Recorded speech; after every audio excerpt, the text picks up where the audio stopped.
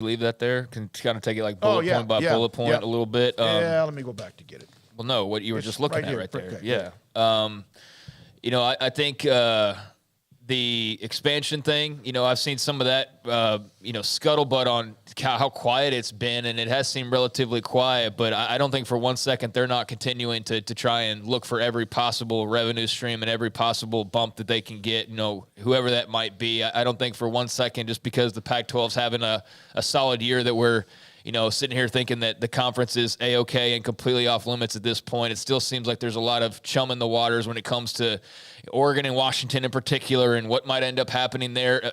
Ultimately, football has, taken that and kind of pushed that to the wayside, but the chatter's certainly still out there. So interesting to hear him remark on that, because we just haven't heard anything in a while now. So the additive part, that's just that kind of goes without saying, that they're obviously, if they wanted to just poach to poach, they would have already added like 5 teams, and they could have done that over the last few months, but that would not add anything to the conference. So, who could be additive? I think that takes us probably back to the summertime when you're looking at if the Pac-12 falls apart. Outside of that, I don't really know what their options would be, but just interesting to see that brought up once again and not quite going away.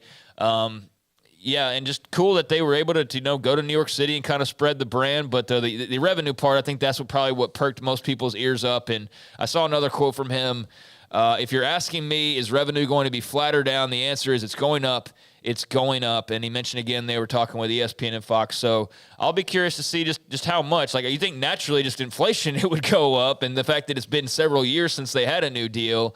But I think that's the major question mark that most people have in regards to the Big 12's future, is just how high does it go up, and what are we talking about per school and per university when it comes to whatever that payout might be. All right, so there's that. The conference game's 18, the conference game's 9. So there'll be 14 teams. 5 teams you won't play. Maybe if you're fortunate, get to a championship game. One of those 9 that you do play are not a part of your schedule, and you get to play 10 by the time you get to December to win. No divisions, straight up 1 and 2 play each other, which is really what it is now. It's just there will be 4 teams, at least 4 new teams, 4 added teams in 2023 and 2024. But the part here, again, let's be honest, when Texas and OU, 2 mega monsters when it comes to logos and brands, popularity, eyeballs, and all of that stuff, and fan bases, when they decided to leave, there was. I will be honest. I'm going to cover whoever I cover no matter what. We will do our job. But there were parts, just like back in 2010, 11, 2012, where you wondered, is this going to be like the Lone Star Conference, or is this going to be the South? And I'm kind of joking there, but that's a good news. And Brett Yormark has to, by the way, he's going to be cross-checked on it. So if they don't go up, if it doesn't go up, then these kind of quotes, I don't think he would say that just to say it. Well, and I think naturally it just kind of has to. But then again, I know that you're also dealing with Oklahoma and Texas departure. I'm just saying, the natural evolution. But yes, you throw in the wild cost of inflation. Right, yeah. Like, it's going to, have to some ways go up just because. But yeah, certainly losing Oklahoma and Texas would take a great deal of that away. I think it's fascinating that they could be around for another 2 years. Like, I know that's the last thing their fan bases want to hear, and I can't help but chuckle a little bit at the idea of them, like, basically. I saw the movement. Like, people were just assuming next year they're out of here. Like, this is the good. Enjoy us while you can. Lubbock, enjoy your ticket sales, even though they've proven that Baylor's a sellout game now as well and all that. But it's just kind of funny because I can imagine there's some serious stewing going around in Austin and Norman about not being able to get out as quickly as maybe they'd like, and maybe they still do, but it sure does not seem like that's going to be the case. And so you take all this tension and just kind of the inner workings of college football and kind of the direction it's going, and to imagine Oklahoma and Texas still being around for another couple of seasons, it's cool because it makes the conference more interesting with them and now new teams involved. It makes it a lot different and also interesting. But just been hard to have believed that the day that was announced that you'd be talking about them actually possibly reaching the end of this contract. But here we are. Yeah, I don't. And the thing is, you can maybe make the argument that they can make the money back, but you don't have to make the money back if you don't spend it, right? So you can make all the money and then make the money you're going to make and not have to make anything up if you don't get out of the contract early. If you just finish out the contract, you don't have to pay any extra money. You're You're not starting the negative contract's 40 over. in the books. Yeah, so you don't have to. You're talking about Texas and OU? Yeah, Texas and Oklahoma. They're going to pay money. No, but I mean, like, when the contract ends, they don't have to pay any. If they leave early, they have to pay extra money. Right, okay. When the contract ends, they you're have not to starting do it. off negative 50 in the You're hole. not paying money to get out, so you're not starting in the hole. And if you don't have to do that for whatever reason, then you don't have to start out in the hole. You could just start out in the black. They're gonna make, again, we'll have Mac on at 420, Mac Rhoades, and get a little bit more feedback on that. But that exit fee is still there. The penalties is something they might be able to get out of if they stay through 24-25. And I still would love to know, when were they planning on announcing this? Like, if their intention is to stay throughout when were they going to announce they were heading to the SEC? There was always the thought they might pull that trigger back in October. There was thoughts that it could be No. after the year. When were they going to announce their intentions to leave for the SEC? There's a certain amount of time you have to do it before you leave based on the end of the grant of rights. So that would have, I don't know, is it 24 months? There's 2 more years to go, 2.5 more years to go. Yeah. Brett Zorman popped it last summer. So, it doesn't really matter in the long run, but I've seen an awful lot of just hypothetical talk in college football circles here lately. So, yeah, one hypothetical I have is, when was that announcement going to come down had Brent Zorman not broken that story when he did, given that a year has already passed, more than a year has passed, 2 more years still potentially to go. I know you've got to give, 18 months or whatever it is. So would they have waited, 6 months from now? Would we have finally heard that for the very first time, or would it have been a bit earlier? I guess we'll never quite know. Maybe one day Del Conte or Castiglione will talk about, what the original plan was, but it does seem like it got kind of blown up. Well, obviously it got blown up. To what degree, I'll always be kind of interested in just those inner workings. Dennis Haiti on the chat room, who is very much in tune to a lot of things when it comes to television, markets, all that. And he doesn't always agree with some of the things we discussed, but he's here. We appreciate his loyalty because we've gone after each other a couple of different times and others. But that's kind of part of what we are. We agree to disagree. Sometimes we go beyond that. Not so much Dennis, but he just put up the note about the Tennessee-Alabama note. He didn't give the number. Remember what Alabama-Texas was? 10 million? Yeah. This is from Go Vols 247. Is this going to be a part of Off the Radar? It usually is, but go ahead with this one. With this one, go ahead. It was above Texas and Alabama. It was well above Texas and Alabama. 11 million, nearly 600,000. That's about $1 million more, I think. Yeah. I don't know the exact Texas number, but I think they had like 10.5 or something, so that's 11.5. That's $1 million more, yeah. So imagine when you add Texas to that SEC mix, and then, of course, Oklahoma as well, you're starting to see, is there any doubt, and Dennis brought this up, you have the NFL, it's the most powerful 800-pound gorilla anywhere. And then college football ahead of Major League Baseball, the NBA, or anything else. And that's a massive number. Good for them. Good for college football in general. But that doesn't even scrape big regular season NFL game. It's a third of a big, massive NFL crazy. game. It's absolutely crazy.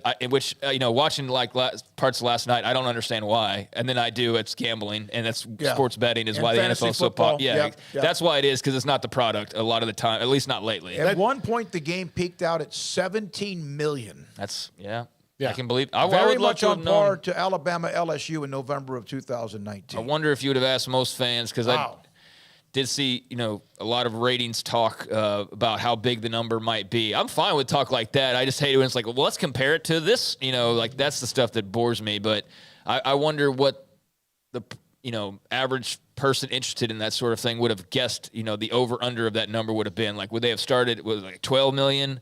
How high do people in their minds think that game would have been? But that's right in line basically with Texas, Alabama. I think because of Tennessee being up a tick, Texas and Alabama both with the huge traditions, even though UT is trying to, get back to where they once were, and they would love to do that, and maybe it's around the corner, who knows? But Tennessee being unbeaten, a dynamic quarterback, a team that's scoring 100-some thousand, which was also in Austin. I would have thought that would have get very close to Texas and Alabama. Not so sure. I didn't expect it to go that high, but good. That's awesome. Thanks to Dennis for bringing that up. So Stuart Mandel said that this season already has had one more $10 million or 10 million viewer game than all of last year, not counting any bowl games. It's been popularity. That weekend was incredible. That we 43-40, 52-49, and then 43-42. And all of those games were marquee-type games. One of them a little bit later in the evening, USC and Utah. All right, a lot to get to as much as we possibly can. So to me, I love that your mark's out in front. The men's basketball media days tomorrow in Kansas City. So that's good that he kind of just, hey, he's trying to lead this charge, even though there's a ton of work still to be done.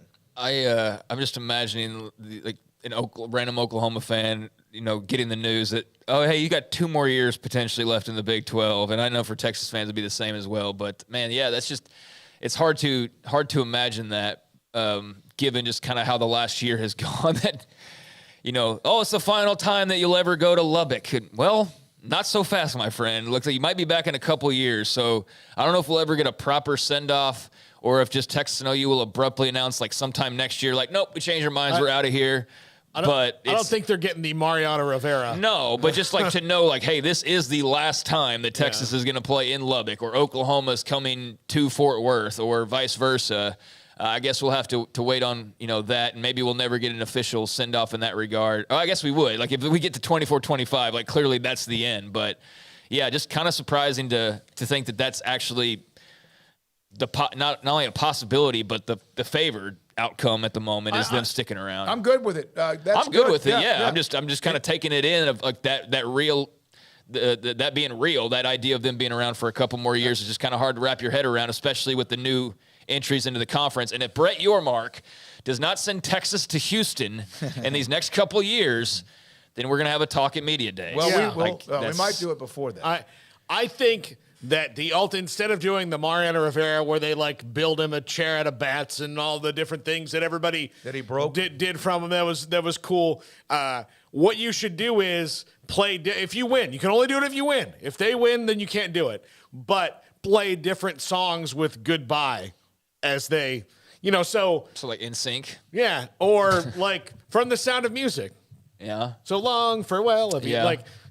Like that's a good one. Anything with goodbye in it, and like everybody gets to pick a song. All the other teams get to pick a song, and that's their if they beat Texas or Oklahoma song. All right. No, you might be. Think I'll about pitch it to the emotional ups and downs since that day Brent Zorneman broke that story.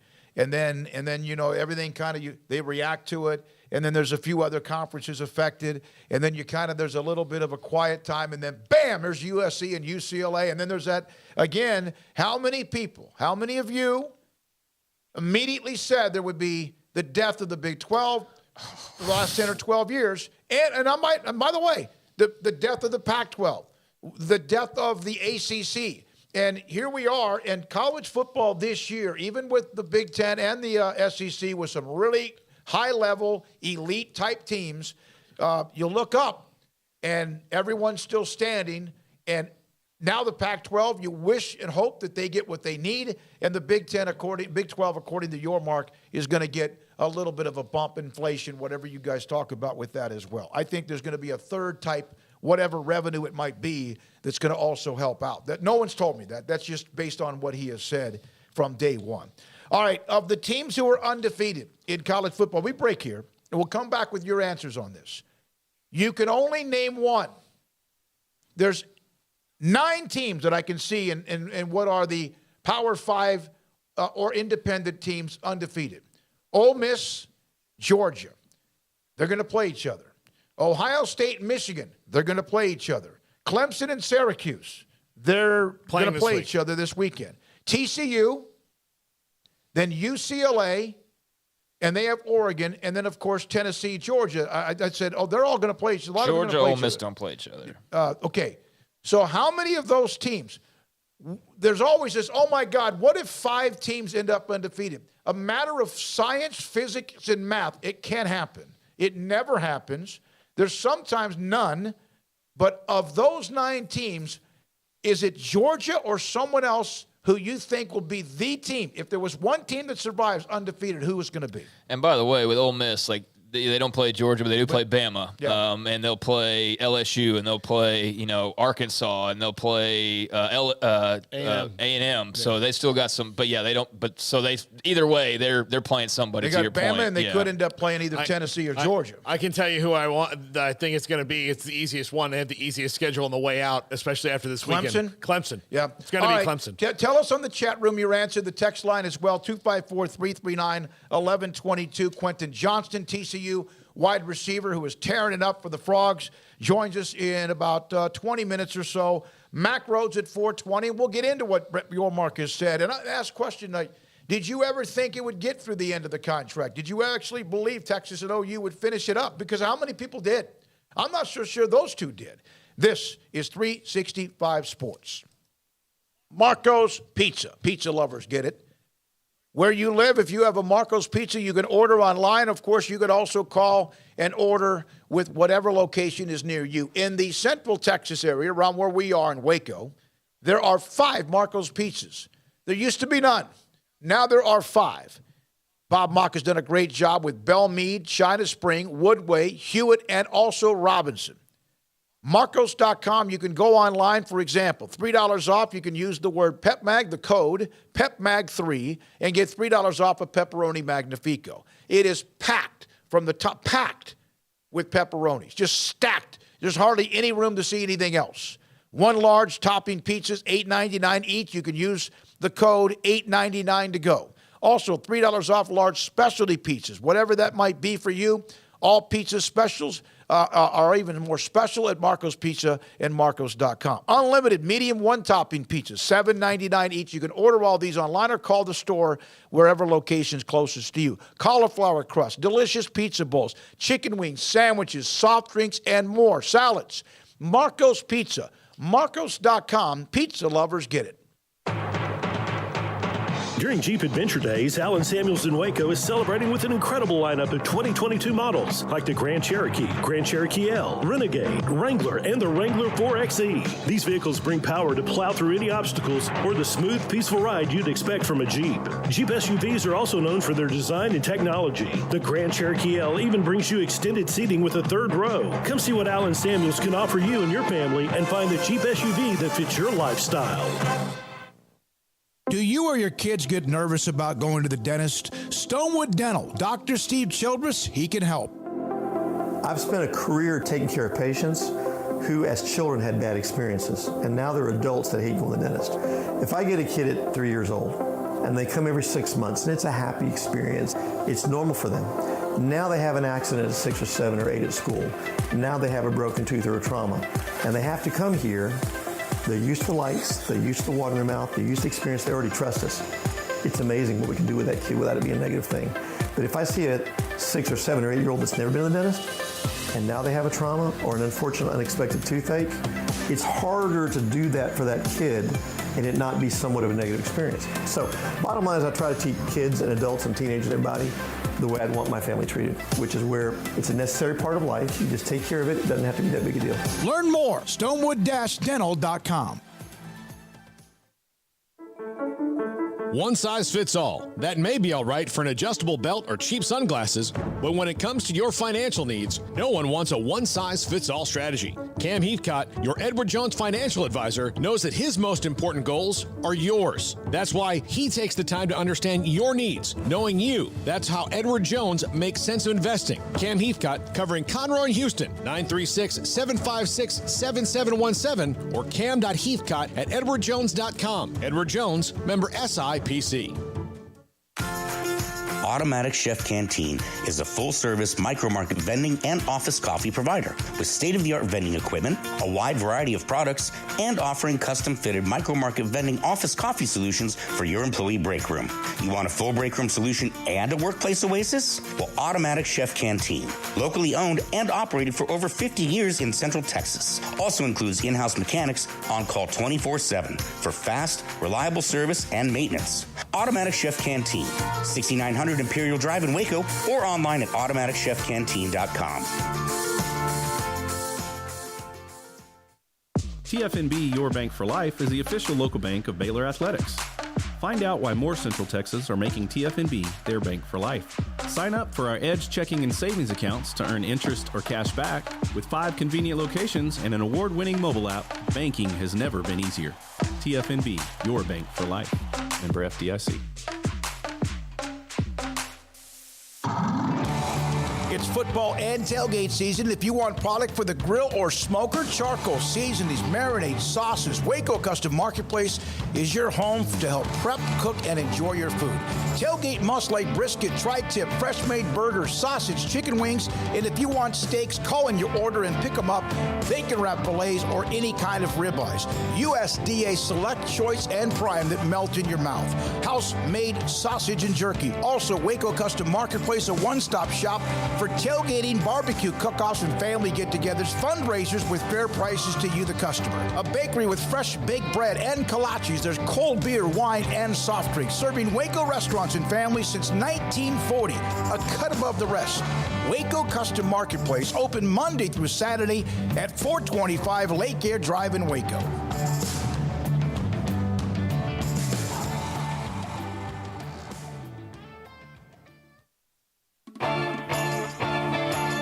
Welcome back to Sikkim 365 Radio. The 3 o'clock hour is sponsored by Waco Custom Marketplace. Meats, sweets, Texas treats, and a cut above the rest. 425 Lake Air Drive, Waco. All right, some of you on the chat room, and we appreciate those of you watching. I'll take Ohio State. I'll take Clemson. I'll take Georgia, Ohio State, Georgia. These are the teams. One team, if you pick one team, and after all said and done, I'm talking regular season and conference championship game. Not at the end of the year, by the way. I should have made that clear. But who would it be? That will be the only undefeated team, if there is one, heading in to the college football championship weekend. Clemson is the one that I agree with Paul because of their schedule, the winner of Ohio State and Michigan. Yeah. I will make my pick. See, Clemson and Syracuse could very much head in opposite directions here. And it's not because Syracuse has not improved. Syracuse was equally lucky and unlucky on the two sides of the coin here and the way their schedule fell. In that the 6 teams that they definitely matched up well with were the first 6 teams that they played. And then the next 6 teams for Syracuse are Clemson, Notre Dame, Pitt, Miami. Not Miami. Hold on, I got it right here. Come on, don't screw with me here. Clemson, Notre Dame, Pitt, FSU, Wake, and then Boston College, who they should beat at the end of the year. They could maybe go 2-4 with that. If they go better than that, that's going to be a hell of a run. Clint Moses says UCLA. I bet not many people do, but that's good to hear from him. Steve says, I still think Alabama makes it to the championship game, but that wasn't the question, but appreciate the opinion. Yeah. Here's one from Roger. I don't think anybody does before they get to the college championship or the college football playoff. Well, here I'll make my point for Clemson. If they get through Syracuse this week, then they have Notre Dame, who is 3-3. They have Louisville, who is contemplating making a coaching change. They have Miami, who we've already seen be exposed by most everybody they've played, even the games that they've won. And then they have South Carolina, who is, a 6-6, 7-5 team that they've beaten like 100 years in a row. So, I don't see them losing. And then if they do that, plus if they win 2 more games in the ACC, if they win Syracuse and Louisville, no matter what happens with Miami, they're playing in the ACC title game, and that's probably going to be North Carolina, who has really surprised me this year. And North Carolina can score, but they can't stop anybody, and I don't know if they can get in front of Will Shipley alone enough, because that dude can go. Yeah, he's fun to watch. I'm trying to think of who he reminds me of as a running back, and I haven't been able to put my finger on that. Carl Page, he mentioned 4 teams that are still the ones who will come away from the Big 12 championship. He said Big 12 champ is either TCU, Oklahoma State, K-State, or Texas. That's not a bad foursome. You're taking 40% of the conference, third of the league, yeah. Yeah, so there's that. That's fair. Yeah. Steve Sexton, by the way, said to us, Bama will be a different team the rest of the season. I don't see that. I'm not saying that they won't tweak some things, correct some things, but I would have thought we'd seen a lot different. And giving up 52 points, the most they've allowed since 1907, Yeah, maybe they can. It's not. They could have won that game, but then that's the same thing. They could have lost the game to Texas. So those things eventually add up and eventually come around to even out pretty well. There hadn't even been a world war yet in 1907 when they last gave up that many points. Alabama's schedule, the last 3 games are tough from Paxton. So at this point, I'm not like banking on Bama. I'm not as down on them as everybody else is. I do think, like we had the question yesterday, like Saban lost his touch. Like I think it's possible for them to have a down year, which is still like historic for basically 85% of college football, and not be like falling apart at the seams. Like, you know, I don't think that there's like an unfixable leak just because they're having a down year that suddenly Saban lost his touch and he doesn't know how to defend offenses anymore. And like, there's been a little bit too much of that overreaction. Like there's been about 2 years at least of just wishful thinking when it comes to Saban. You know, and like, so just, I guess if he retires 3 years from now, somebody who's been talking about it for the last 2 years, the state told you, you know, like there's a lot of that going on. A lot of like, well, there's no way he loves it as much anymore. He's got to retire soon. And NIL's ruining, thinking. You know, like there's all these things that people are trying to poke holes in. And I guess, you know, when they do lose a game, you know, there's, see?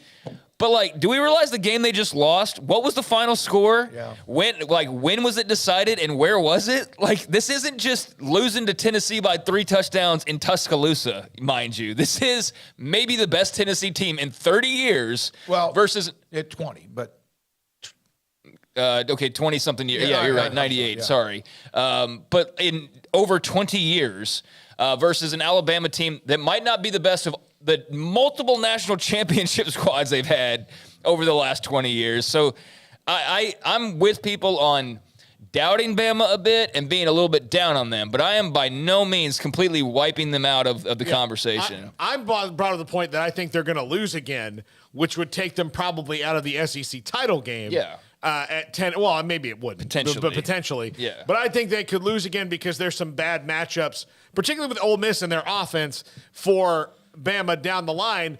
That doesn't mean that like 10-2, you should be walking around going, that's it. He forgot football. But are you thinking that because you think Ole Miss is throwing it around? Because that's not what they're really doing anymore. I just think that Alabama's defense isn't as good as it's been. Yeah, and Ole Miss can Will Anderson run the ball really well. And Ole Miss is a running team at this point. They had 3 100-yard running backs, 300-yard runners in that game they won this past weekend, and Zach Evans was one of them. Well, they got Zach Evans, and they also got the running back from SMU, Ulysses Bentley the fourth. And I remember at the time, everybody's like, why would Ulysses Bentley go there? And it's like, turns out because Lane Kiffin wants to run the freaking football this season. Jackson Dart can run the ball.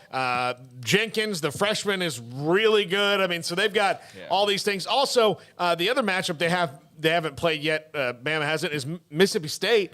And again, that's a team that's going to be, big on offense if they're going well. So, that's why I just think that they'll lose. I think they'll lose one of the games to a school from Mississippi. But one of the parts of all this is, there's going to end up being, what if these 8 teams end up undefeated? Eventually, again, math takes over, and eventually in conferences, Michigan, Ohio State, if that happens, or like Michigan just eliminated Penn State, not eliminated them, but that's another unbeaten team out the window. From Nohami, Nomaahe, I hope I said that right. If I didn't, I'm sorry. Or Nomahai, the thing that surprises me about Bama, and I agree with you 100%, they look like the most poorly coached and undisciplined team this year since the Shula years. The penalties that wreaked havoc against them against Texas, and they had a bunch, and a lot of them were lining up off sides. And Will Anderson was like 2 or 3 times. I get it. He's trying to get to the quarterback or be disruptive, but they are slicing themselves with razor blade cuts. Oh, they are, yeah. And I mean, it cost them the pass interference call at the end of the game on the pick that was deflected, and they ran it back. If you look back, I was like, okay, wait a minute. Yeah, you sometimes can see that play go. We could argue about that all day, but the offsides, the false starts, they're on the road. I get that too. But, man, they are nickel and diming themselves. 17 penalties is disastrous. Yeah, but that's anybody, And so, where were they? They were with a chance at a kick at the end of the game, absolutely. And like that. And that's what I'm saying. Like, I get the criticism. I get that they're showing some holes in the ship, so to speak. But I don't think that they're unpluggable. I don't think that we're, if we go see them, commit 15 penalties the next time out, then I think that you got to have a really hard look in the mirror. But I'm just not going crazy over them losing this Tennessee game, even though it was in very ugly fashion. I would anticipate them actually bouncing back pretty strongly to all this. That's what you would hope at least. But then again, we cover a team that we've been thinking that for like 3 weeks now, and that's not happening. So, we'll see with Bama. Ultimately, great win by Tennessee. Like, that's the bottom line, is that was a terrific win by Tennessee more than it was a bad Bama loss. Don't you guys agree that Tennessee beating Bama, and I really enjoy Nick Saban. I admire him and everything, but don't you think that was good for college football? Yeah. Alabama fans, I understand.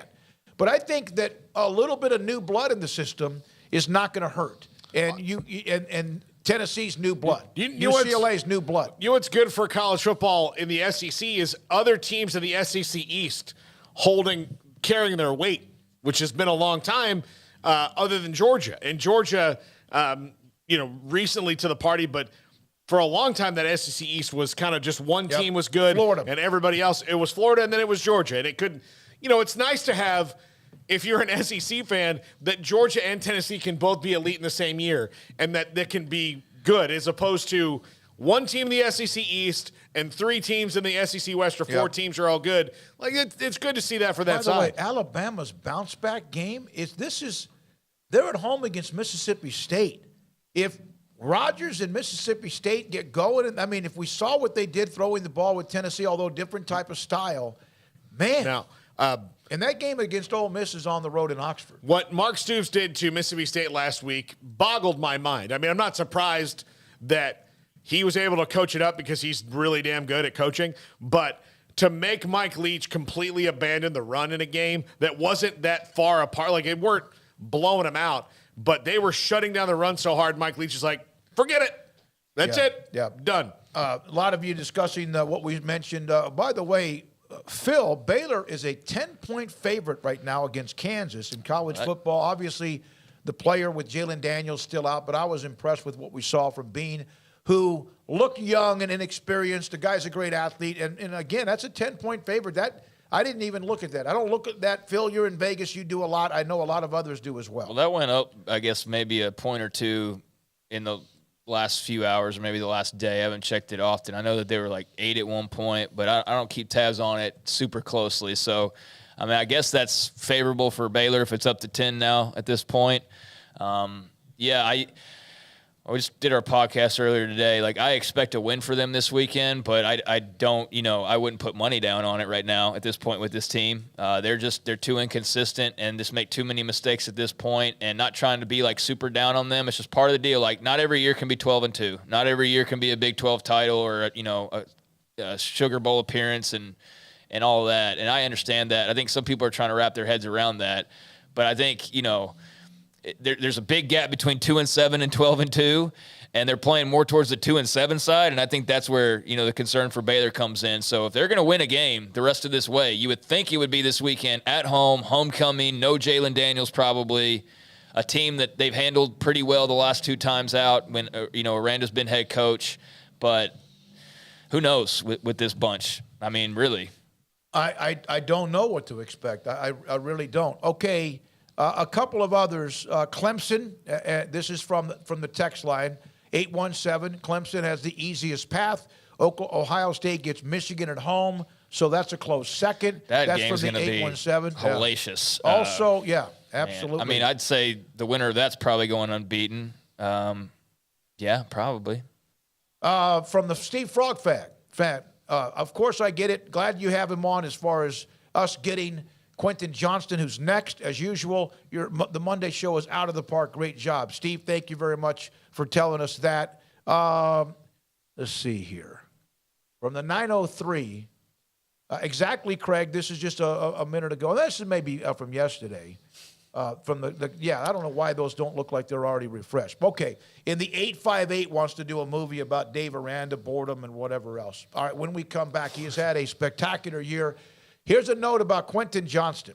He has more catches already this year in 6 games than he had all of last year. He was pretty good. Ask Baylor. Quentin Johnston, TCU wide receiver, is next on 365 Sports. Richard Carr, Buick GMC Cadillac, they are the people that you can count on for a great deal for the life of your car. I've had my car fixed up over at Richard Carr. That's Karr, not CAR, but you can get your CARs over with the good folks at Karr. But anyways, had my car over there a couple times over the last year, getting it all fixed up after a couple fender benders and bumps and whatnot. And you would think that I'd bought my car there originally, the way that they treated me. Great customer service. It's something they hang their hats on, and rightfully so. I can attest to it, and many others can as well, as they've been in business for well over 20 years now at this point in the Waco area. But for those in the market for a new vehicle and for used vehicles as well, Richard Carr is the place to go. The wait is over for the new news right now. Trucks and SUVs are on the lot. 2022 GMC Sierras, 22 Acadias, 22 Terrains have all arrived and are waiting for you to test drive today. They've also got Cadillac XT4s and the XT5 SUVs.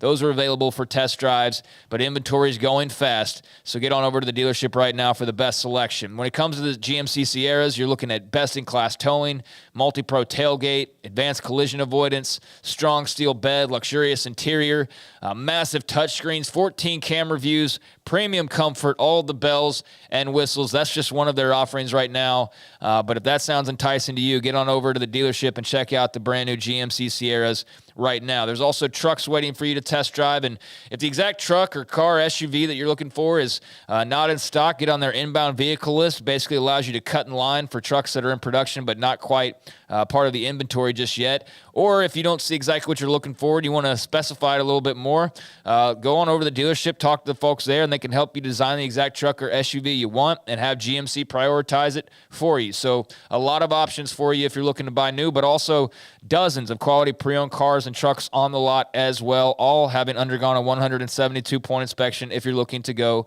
the used route. So for 23 years in Central Texas, Richard Carr. They built a reputation as the people you can count on for your automotive needs. They're run by proud Wacoans and proud Baylor Bears. Log on to richardcarr.com today. Call now or go see them now off Highway 6 at the Imperial exit. Make a winning drive to Genco and refinance your vehicle. Every loan can skip monthly payments for 90 days with rates as low as 3.75% APR for 48 months. Right now is the time to make a play. At Genco, we save you money by helping you pay less for your car. Every loan scores no payments for 90 days. Then have a chance to win 3 more months of no payments. Apply online today for an additional discount of 0.15% off our already low rates, subject to credit approval, membership eligibility, and loan policies. For more information, go to GencoFCU.org. Member NCUA. Did you know that 1 out of every 4 men have symptomatic low levels of testosterone and don't even know it? And if you think you're too young to worry about it, guess again. Low T levels can make you feel tired and grumpy, cause weight gain, and wreak havoc on your sexual desire and performance. Petty Clinic Low T can set up same-day blood screening and results, so if you're tired of being tired, I challenge you to man up and Google search Low T Waco or go online pettycliniclowt.com. It's a private clinic with an atmosphere catering to men. Affordable, only $150 a month, includes lab work, office consultation, testosterone injections, follow-up visits compared to $395 a month in Dallas or Austin, and you don't have to fight the traffic. Petty Clinic Low T is board-certified physician consultations, will provide the best form of brand-strength testosterone available. Contact Petty Clinic Low T today, just off Highway 84 and Old Hewitt Drive in Woodway. Petty Clinic Low T, helping men become the high-performance men they deserve to be. PettyClinicLowT.com or Google search Low T Waco. Let Camille Johnston Realtors guide you seamlessly through the process of buying your dream home or selling your current one. Commercial, farm and ranch, or residential, Camille Johnston Realtors can smoothly and successfully lead you through any transaction. With a team of 28 experienced agents who are excited about serving you, Camille Johnston Realtors services the entire greater Waco area. If you're in the market to buy or sell, contact Camille Johnston Realtors, 104 Midway Center in Woodway, or find them online at www.camillejohnston.com. Camille Johnston Realtors, elegant, charming, warm. Welcome home. Baylor Scott and White, Southwest Sports Medicine and Orthopedics, the team physicians for Baylor Athletics, diagnosing and treating all sports-related injuries, including concussions. These specialists also provide orthopedic services for athletes and non-athletes alike, whether it's knee or shoulder pain, hand or wrist injury, orthopedic spine care, and even an arthritis and total joint clinic. Trust the doctors Baylor Athletics trusts. Baylor Scott and White, Southwest Sports Medicine and Orthopedics wants to get you back in the game. Boots add protection. Good boots help you climb better and move forward faster. And when your son or daughter steps into the boots of a U.S. Army officer, they also learn how to lead. In these boots, they'll gain more confidence with expert training in one of more than 150 occupational specialties. In these boots, they'll stand a little taller and lead a team with diverse backgrounds and areas of expertise to successfully accomplish whatever challenge comes next. In these boots, they'll earn respect with valuable experience from day one that will give them solid footing for success into the future. Highly qualified candidates who earn a spot on our team can receive comprehensive health care coverage, college tuition assistance, and a bonus of up to $40,000. See all the things your son or daughter can achieve in our boots at GoArmy.com. U.S. Army Waco Recruiting Company, 254-598-8131 or 254-776-1543.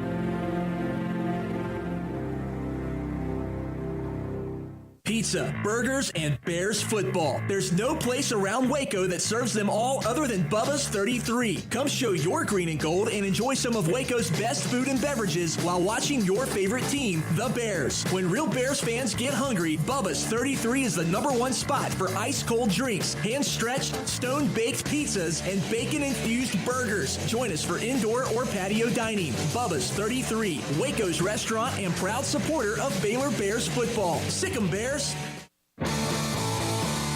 This is Sikkim 365 Radio. Text us at 254-339-1122.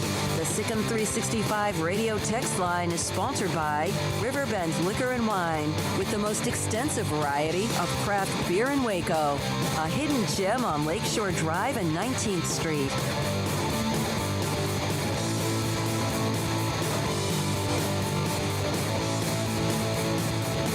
Quentin Johnston, TCU wide receiver from Temple High School, with us on 365 Sports. And what a start to the year. What a great win at home against Oklahoma State. Kansas State this week. Quentin, thanks for your time. I covered you when you were at Temple, and you obviously made a lot of big plays, and you were a man among boys in many ways. But in the next level of college, it's not that easy. What has been the most difficult part of your transition? I mean, just overall gameplay and like how fast the game is, and you know obviously size of everybody in college and everybody in college, especially at a D1 level, had the skill set of everybody is just on a different level. So it was just me having to be get settled in and kind of having to work harder than I did in high school.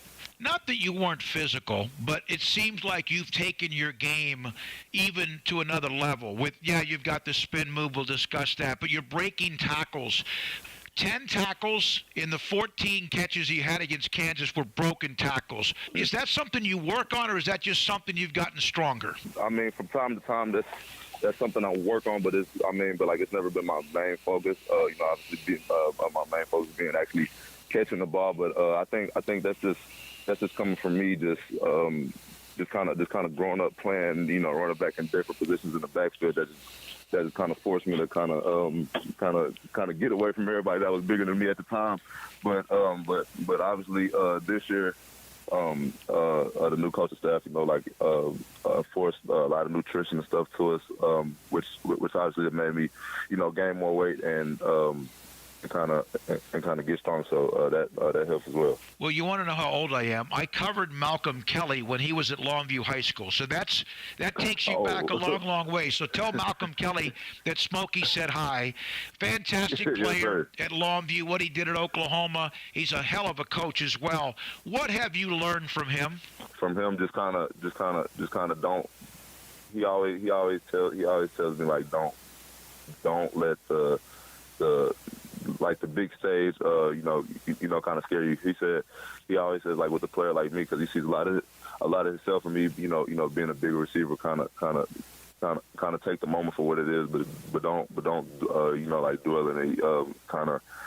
He says it's just like high school. Once you get used to the plays and stuff, and just at the end of the day, play fast and make the same plays that I've been making in high school, and everything else to come into his own. Will you share the conversation you had with him during the Oklahoma game, because you were drawing obviously a lot of double teams and you weren't able to get many touches because they were so concentrated on you? Do you remember that conversation you had with him when you and him were talking? I don't remember the whole thing, but I remember parts of it. He just kept telling me to stay focused because he felt like I was getting frustrated, obviously not getting the ball, at times. But he was just kind of telling me to look at like the upside of things, which I was. I wasn't just all the way in the dumps about not getting the ball, because like obviously it was opening up like my other receivers, like Savion on the outside, and then Tay Barber and Darius Davis. So he just told me to like literally just keep doing exactly what I'm doing, kind of being that deep threat and having more than one defender gravitate towards me, because at the end of the day that was gonna open something else up. So once I kind of like put that into perspective, everything was good. I think you said, Coach, we are winning, because you understood that whatever they were drawing towards you would open up the other weapons you have. Have you ever watched tape of Malcolm when he was in college? Oh yeah, for sure. As soon as he started recruiting me, I found some stuff with him when they played. Oregon. Oregon is one of the ones I remember. Clearly, for whatever reasons, no specific reason, I remember that one more than others, but yeah. Stat I got from guys that cover TCU, Brian Estridge, the voice of TCU, John Denton, and others, that you've caught more balls in 6 games this year, 34, than you did all of last year, and that was 33. Did you even know that? I actually didn't know that, but that's a good information to know.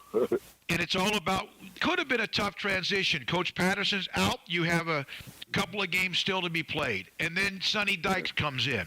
We know all about his history and what he does on offense.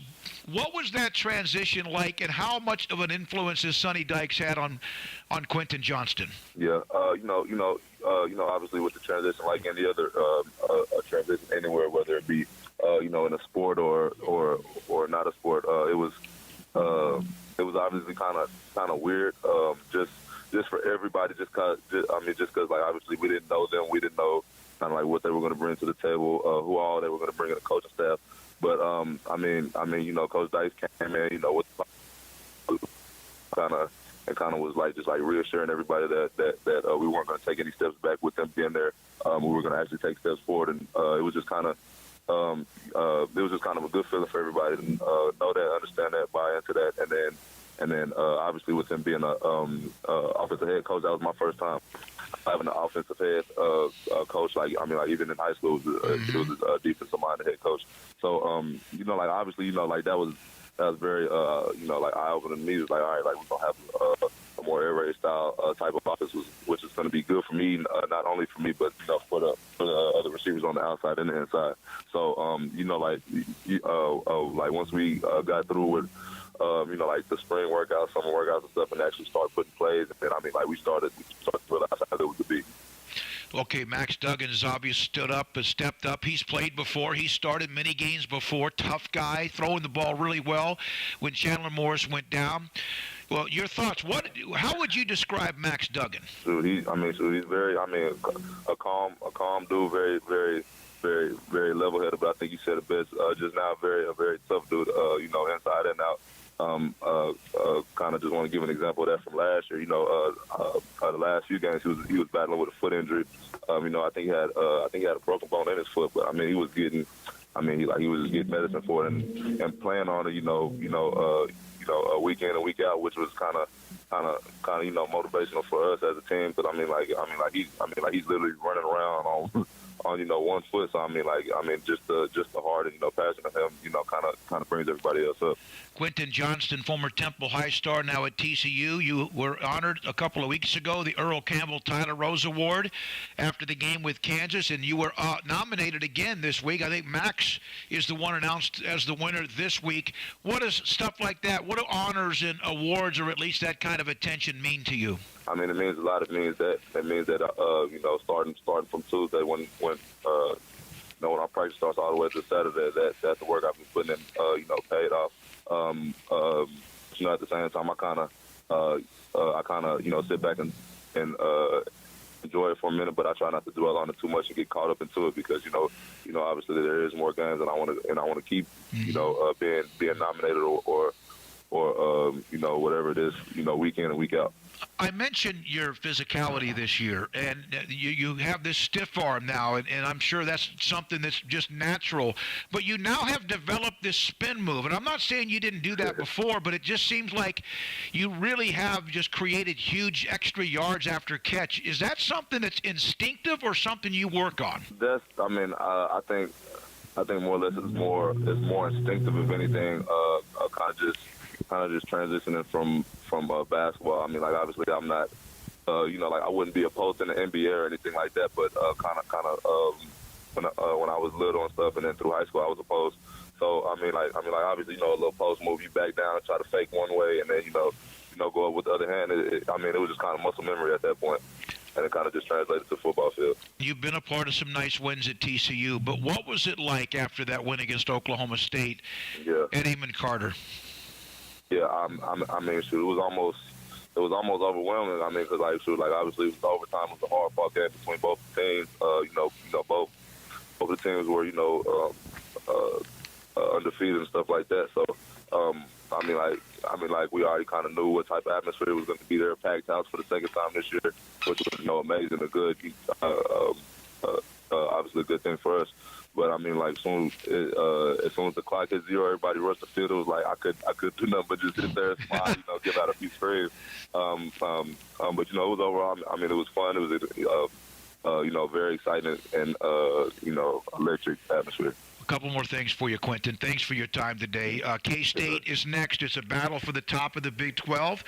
They play really good defense. Obviously, we know what they do on offense, but defensively, they're very, very salty, very, very fundamentally strong. What do you see in what they bring to the table? Yeah, like you said, very, very, very. They got some bigger guys than what we used to see this year on the outside type DBs. But with that just comes a bigger challenge for us that we're gonna have to step up to. Obviously being more polished up on technique stuff and stuff like that, kind of stacking, getting hands off. As far as being a receiver, things of that nature. But I feel like it'll be a good challenge for us. You sound happy. You sound like at peace. What's it like to feel the way you do right now? Yeah, it's an amazing feeling, not only for me, but for my family and friends back at home. Kind of give them something on the weekends to look at on TV. It's just overjoying. Temple and Harker Heights this week. Are you gonna? I know you're worried about Kansas State, but do you keep up with the scores when they come down? Oh yeah, for sure. They always have the scores on Facebook on the little Temple Facebook page. So I'm refreshing it, every 5 minutes on Fridays. Thank you for the time, Quentin Johnston, Earl Campbell Tyler Rose Award winner last week, Max Duggan this week, TCU wide receiver from Temple High School on 365 Sports. Thanks to Mark Cohen and TCU for allowing us access to Quentin Johnston. And he has had a fantastic start. Malcolm Kelly is receivers coach, former Oklahoma star, and played at Longview High School. This is 365 Sports. Stonewood Dental in Robinson, Texas. Stonewood Dental is a place where you can get what you need, for example, just teeth cleaning. If you take care of your dental work and you just need a checkup every 6 months or so, they can do that. If you have something that's bothering you that could be a cavity, a cracked tooth, or something that is getting worse, Stonewood Dental is your place because I've had that, and they have helped me. And Dr. Steve Childress is amazing at what he does. Waco's general and cosmetic dentistry. They can do that. And I'll tell you this as well. It's not good to go to the dentist when you know there's something that hurts. And most likely, there's something that always scared me off. A needle in the roof of my mouth or somewhere around the gums of my teeth. And you know what? You can't get around it. But I tell you, Steve Childress is amazing at that.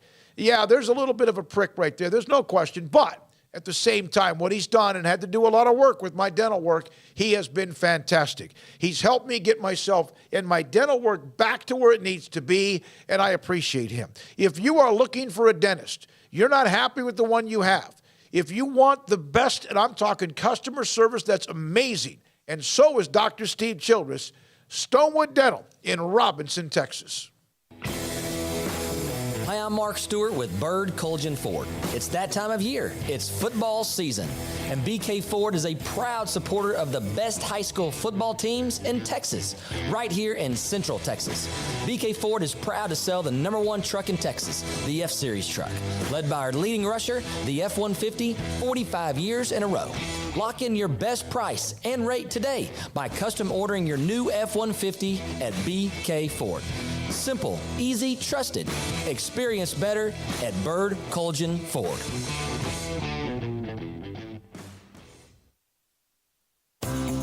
At Ideal MRI, we feel blessed to be a part of the Waco community. We're a small family business right here in Central Texas, and our goal is to bring down the cost of health care while maintaining high quality. At times like this, the cost of health care has never been more important, and unfortunately, significant illnesses and injuries still occur. That's why Ideal MRI is open and here to serve you through the difficult time. We offer premium MRIs just like a hospital with state-of-the-art technology and specialists, but you'll pay less. Sometimes thousands of dollars less, whether you're using insurance or not. At Ideal MRI, we accept most insurance and there are no hidden costs, even offering financing if that's needed. Everything included in the price, and you'll not get something as a surprise in the mail later on. If you need an MRI, ask your doctor about Ideal MRI. They'll know. You can schedule an appointment safely from home online in minutes at idealmri.com or give us a call, 833-IDEAL-MRI, idealmri.com. There are 26 letters in the alphabet, over 600,000 words in the dictionary, and just 3 of them said together can change everything. Let's order pizza. Those 3 words lead to dough made from scratch and 3 fresh signature cheeses that blanket golden crust in a heavenly melt on Marco's Pizza that'll blow your mind. So visit marcos.com to order and stop by Marco's Pizza in Belmead, China Spring, Woodway, and in Robinson. Marco's. Pizza lovers get it.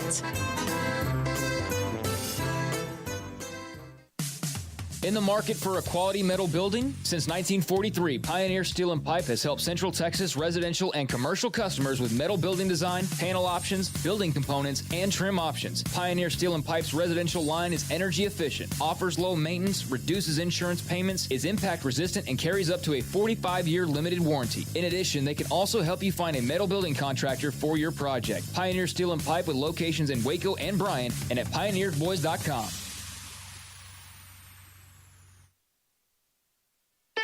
Don Humidor, your home with a 48-foot walk-in humidor with the elite cigar brands from around the world, including the #1 cigar of the year, Aging Room Cuatro Nicaragua. Plus, they have the great brands like Macanudo and Artur Fuente, Rocky Patel, Aston, and so much more. CBD, great for sore muscles, aches and pains, sleep, Vita Dreams, and anxiety, mild depression, general health and wellness. Their staff very knowledgeable on the subject. If anyone is curious about CBD, ask Carol and Ashley. Don Humidor in the Townwood Shopping Center off Valley Mills in Waco.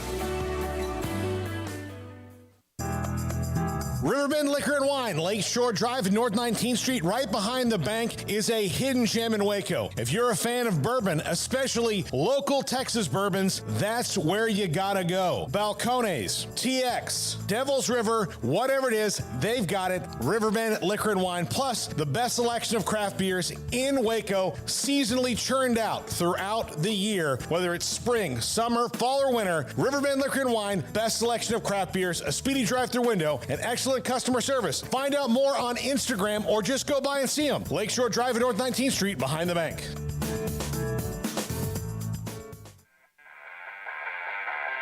Welcome back to Sikkim 365 Radio. Take it to Mathis. Daniels. Oh, he throws it right back to him. It's Dylan Doyle.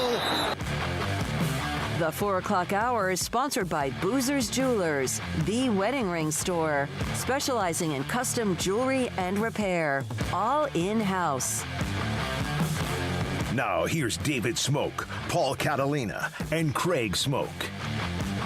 All right, thanks to Quentin Johnston, thanks to Mark Cohen of TCU for the access to him. I miss sitting down with players when we get an opportunity. We used to be able to get it a lot of different coaching staffs, different philosophies on that.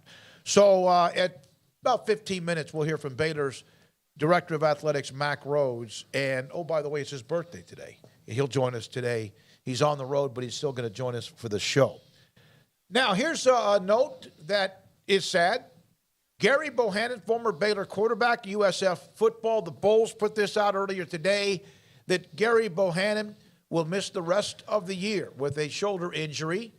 And they've had a few of those injuries. As you can see, there's Gerry, who was at Baylor, transferred in the early spring, and ended up at USF with the Bulls. He's an incredible kid, amazing young man across the board. It ended up being a part of Baylor's best ever football team with what he did up until the injury against Kansas State last year. Yeah, I mean, I'm rooting for Gerry forever. He laid it all on the line while he was in Waco, year after year, whether he was the starter or just the backup or, whatever his role may have been at the time. He was always somebody that was consistently mentioned as being like a first in the, the field house type of a guy. More than one occasion, you'd have Matt Rule or even Dave Aranda there talking about walking in at 5, 6 in the morning, whatever it might be, and there he was, always the first one there and already watching film. I mean, the work ethic is top notch.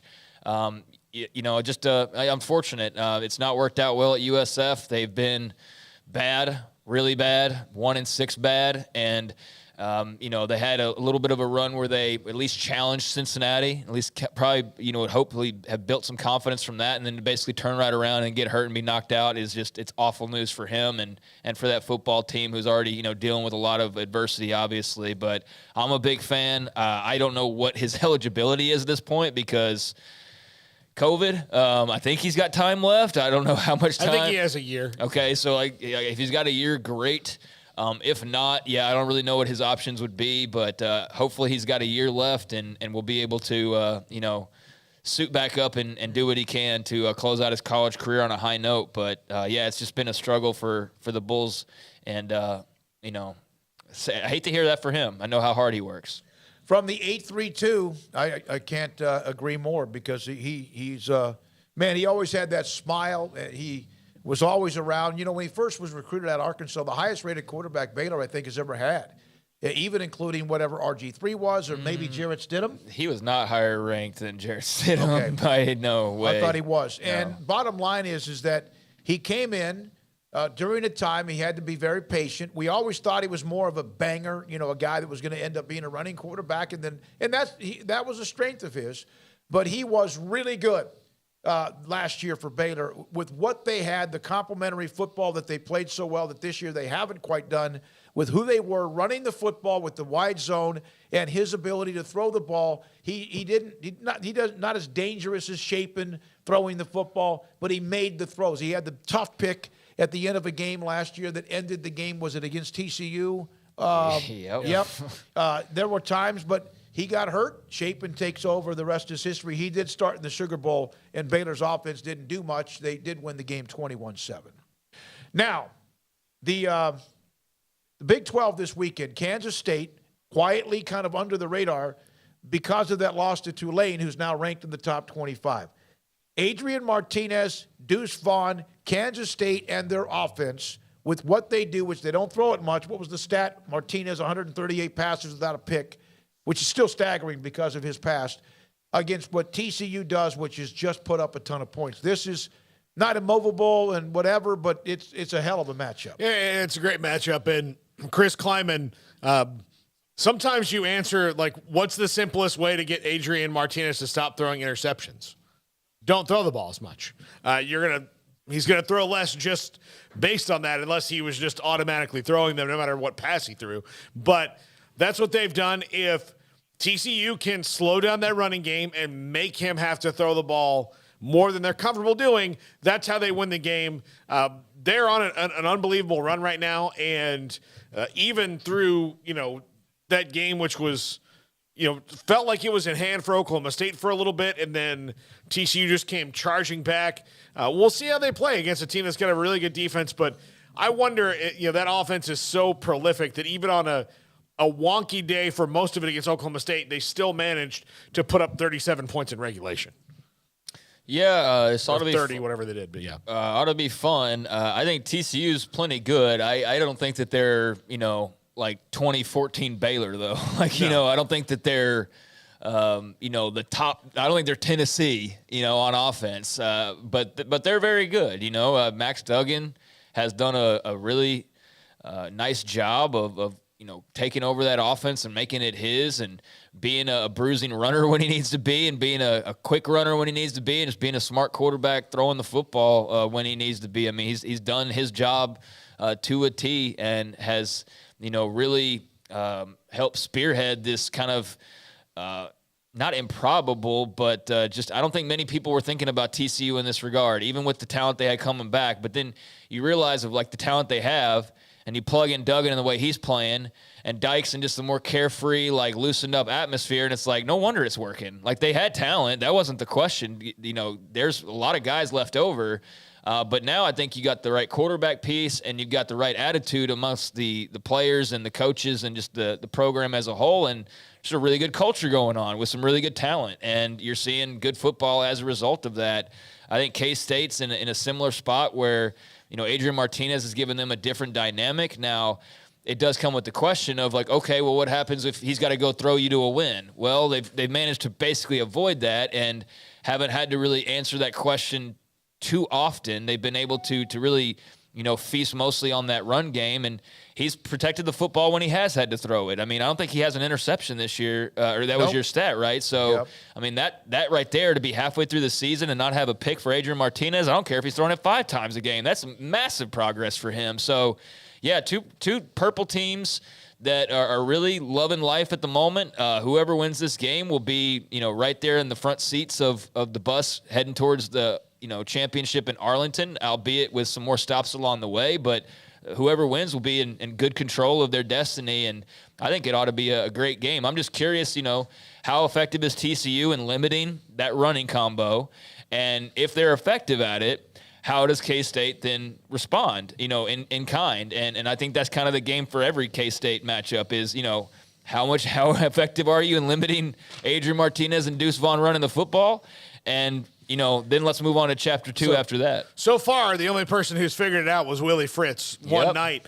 And so, you know, just saying like, hey, let's make them throw the ball. Well, they're 5-1. Well, five people. I mean, we say that, you know, they've had a couple, but as far as slowing them down enough to beat them, just Tulane's the only team that's beaten Kansas State this year. I will say, though, I mean, they only scored 10 against Iowa State. Yeah. You know, they were there for the taking. That game was there for the taking for Iowa State. I mean, I think Martinez threw like 15 balls maybe in that game. So they still didn't, you know, they weren't forced in. It was just a gritty run the football type of game. So if you want to get into a matchup like that, Iowa State's built to do that. Like, that's an Iowa State type of game. They got them into their type of game. But fortunately, that's also a K-State type of a game. So, that's going to be really interesting to see TCU's defense against, you know, Martinez and Vaughn and how effective they can be. And then the other side, obviously, K-State plays, you know, some defense too.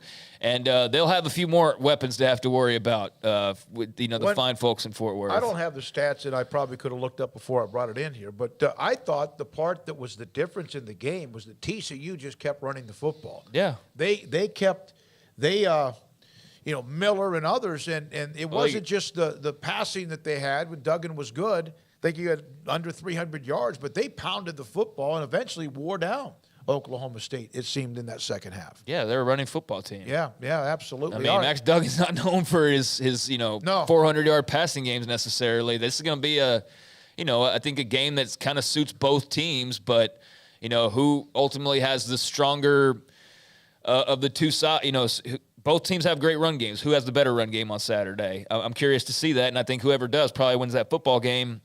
And if it were to somehow get into a bit of a stalemate there, and it's tipped towards, you know, whose defense makes a play, I think they're pretty close there. And then, you know, eventually it probably, you know, boils down to things like turnovers or special teams or whatnot. But if it comes down to who can throw the ball better, then I think you lean TCU, because we just haven't seen Martinez have to do that a ton. But, you know, maybe they aren't able to force him into that. I don't know. Last week in the win against Oklahoma State, 224 yards, 6 yards per pop, 5 yards per pop against Oklahoma State.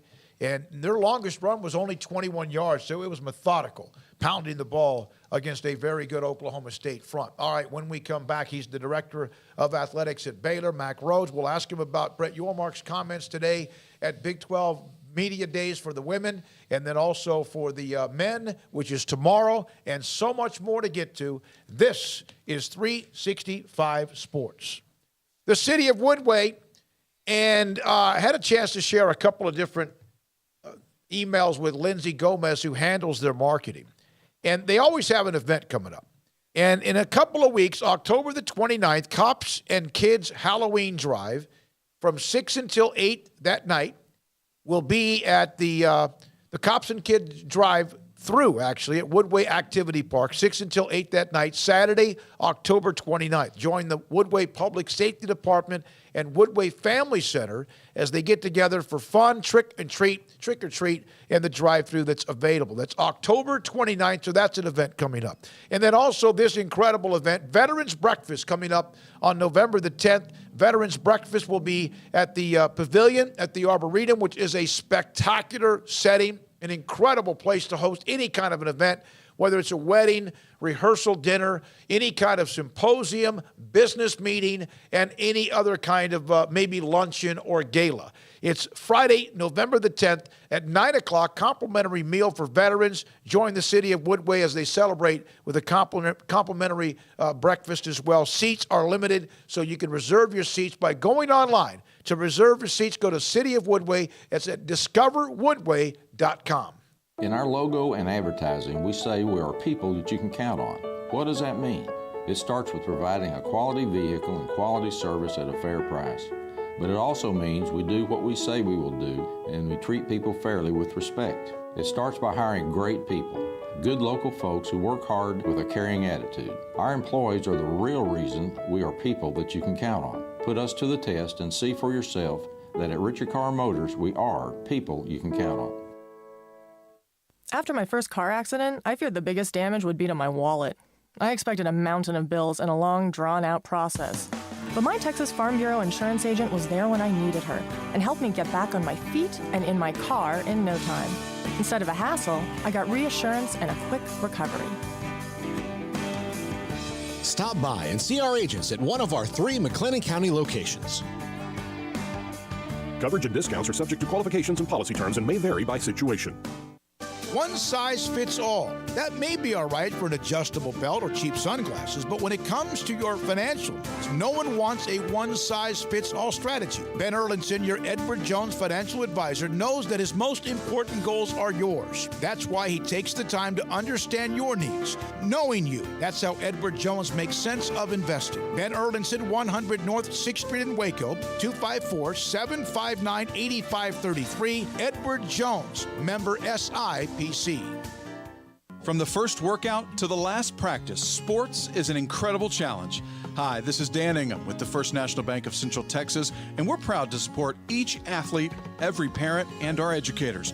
From families, small businesses, to the biggest industry, we're here to help. With remarkable products like First Free Checking, we've got banking ideas that fuel big dreams.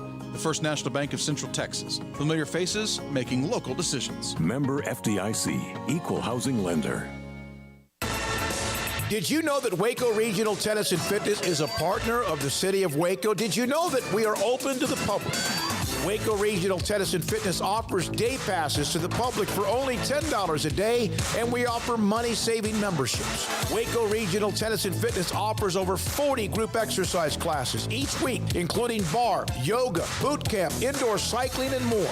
There are free weights, weight machines, TRX, rowing machines, stationary bikes, new treadmills, elliptical machines, and much more on the spacious weight room floor. Personal training available where you can be encouraged to grow.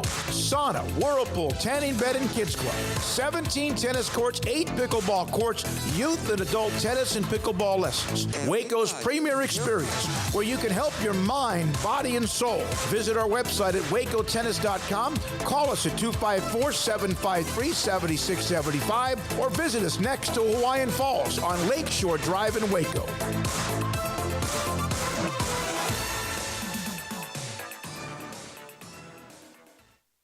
Hi, Hi, this is Paul Catalina. I recently got engaged to the love of my life, but the most important thing that I had to do before I popped the question was get that perfect ring.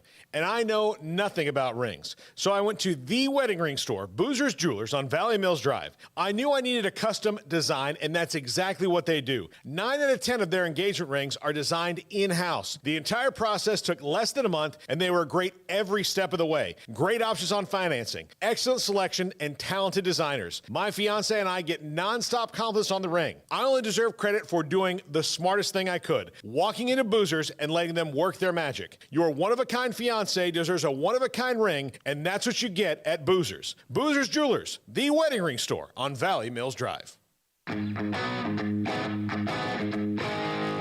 Welcome back to Sikkim 365 Radio. Our weekly segment with Baylor Director of Athletics, Mac Rhoades, is brought to you by Edward Jones Investments Brokers, Tom Albers, Brad Wilson, Ben Erlinson, and Cam Heathcott. Edward Jones, making sense of investing. We'll hear from Mac Rhoades here momentarily. Big 12 this weekend. Kansas, Baylor's 11 o'clock game.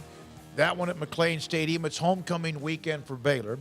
Kansas State at TCU, 5-1, 6-0, both unbeaten in the Big 12. Texas, and they've kind of got their little mojo going, really survived, but they found a way against Iowa State in a game that in the last 10 years they probably lose that 8 of 10 times. Tough day for Xavier Hutchinson at the end, and also Deckers. That game's in Stillwater, and there's a lot of speculation about what Spencer Sanders and his status. And then West Virginia off the win last Thursday against Baylor on the road, both 3-3. They play in Lubbock against Texas Tech. Next week, by the way, depending on what happens, it's still going to be a mess because it's just the way it is in the Big 12 because everyone's so competitive. But TCU goes to West Virginia. Baylor goes to Lubbock, a night game, an evening game at 6:30 there.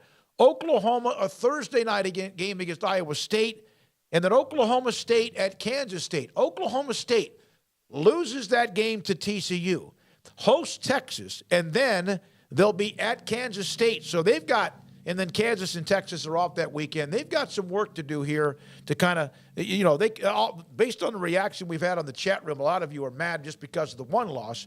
If they don't put their stuff and get it together, and it wasn't like there was a great game. They just happened to lose on the other end of it like Alabama did to Tennessee. So those are the games coming up in the Big 12 coming up this weekend, and then also the next weekend as well. Best national game. The only game that's 2 undefeated teams is Syracuse at Clemson after what we had this past weekend. Mississippi State at Alabama. Ole Miss at LSU. They're 5-2, quietly at 5-2. That's an interesting game. Yeah. Like that could be a unique game. LSU's, I think, exceeded expectations. Would that be fair to say, Garrett, at this point? Yeah, I would say so. Yeah. I mean, especially Daniels. Jaden Daniels probably had his best game at LSU this past weekend against Florida. Yeah, and Ole Miss is playing really well. As we talked about earlier, they become a real running team. So I think that could be a really fun game between the Rebs and Tigers. But, yeah, you had more. UCLA, Oregon, obviously. UCLA, Oregon, yeah. which is going to be game day. That game's in Eugene, 6-0 UCLA. A really nice story, a fun story in college football against Oregon, who's battled back after being destroyed by Georgia in the opening week of the season. I'll tell you a game that could get stupid, and not like in a big ramifications way. Maybe for one team, but USC and Arizona, that game could be like 70-50. I mean, I don't think that's Pac-12 after dark, unfortunately. I wish that it was, but that should be a lot of points. We're now joined by Baylor's Director of Athletics, Mac Rhoades. Birthday boy, Mac Rhoades. Happy birthday. Well, thank you very much. I appreciate that. Go ahead. Are you in Kansas City? No, I'm not in Kansas City. Had to run out of town to take care of a few things with having an off weekend, not playing on a Saturday. So we'll be back in the office tomorrow. Well, we appreciate you joining us on your birthday, and also the fact you've got other things to do. We always appreciate it. Brett Yormark today at Big 12 Media Days for women's basketball, mentioning and just reiterating that Texas and Oklahoma are through 24-25. One, are you surprised at that, even though they say they're going to stay? And did you ever think they would actually do that when the announcement came a week last summer? Yeah. So, again, like all of this, it's been extremely fluid. And I would just say as recent as maybe a couple months ago, we thought that there might be a window where they would leave early, a year early, not 2 years early. And that, for a lot of reasons and, reasons I can't disclose, that didn't work out, didn't happen. And so, I feel pretty certain that they'll be here through the 24 football season, the 24-25 academic year. When all this happened, a year ago or more than a year ago, if you look back, Oklahoma and Texas, and I would say both presidents, both athletic directors, publicly stated that they would be here throughout the end of the grant of rights, throughout the end of the TV contract. And so, that's where we're at, and that's what we're counting on. If you don't mind me clarifying this, and I know that there are exit fees, no matter what. There are whatever. The grant of rights runs out at the end of 24-25. Is there still going to be, in your opinion, when all this is said and done, not just the exit fees, but will there be other penalties, or can you comment on that? Yeah, I mean, if they, stay till the end, right, contractually, the only thing that would be due would be the termination fees. And so there would be, no grant of rights penalty, but yes, there'd be a termination fee for both institutions. Mac, is there some benefit to a 14-team league for 2 years, seeing as it will allow you to kind of figure out what scheduling could be, should that be the permanent number, or at least part of what a permanent number could be in the Big 12 in the ever fluid changing world of college athletics?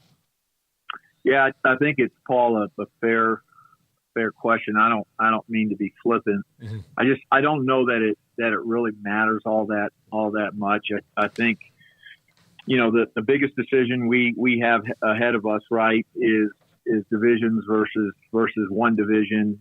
And I think that's really going to be the exercise for us, whether it's, 12, 14 or 16 sometime in the future. So, those are things that we can continue to talk about and work through.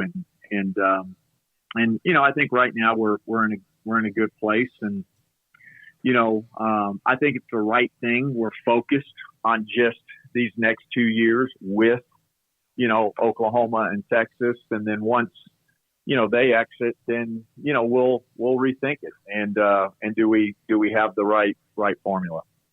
And by the way, and apologize for continuing to go on. But by the way, there's factors that influence all of that, including, new TV deal, TV partners, plus, CFP going from 4 to 12. Mac, what are the conversations like when coming up with a schedule? What are some of maybe the intangibles as far as how all of that works that maybe us observing on the outside don't quite understand? We're like, hey, just release the schedule already. Like, what kind of goes into the inner workings of that? Yeah, there's a lot, and there's an algorithm, a computer, right, that's certainly much smarter than me, but we take into account, rivalries and, what are key rivalries that we need to keep alive.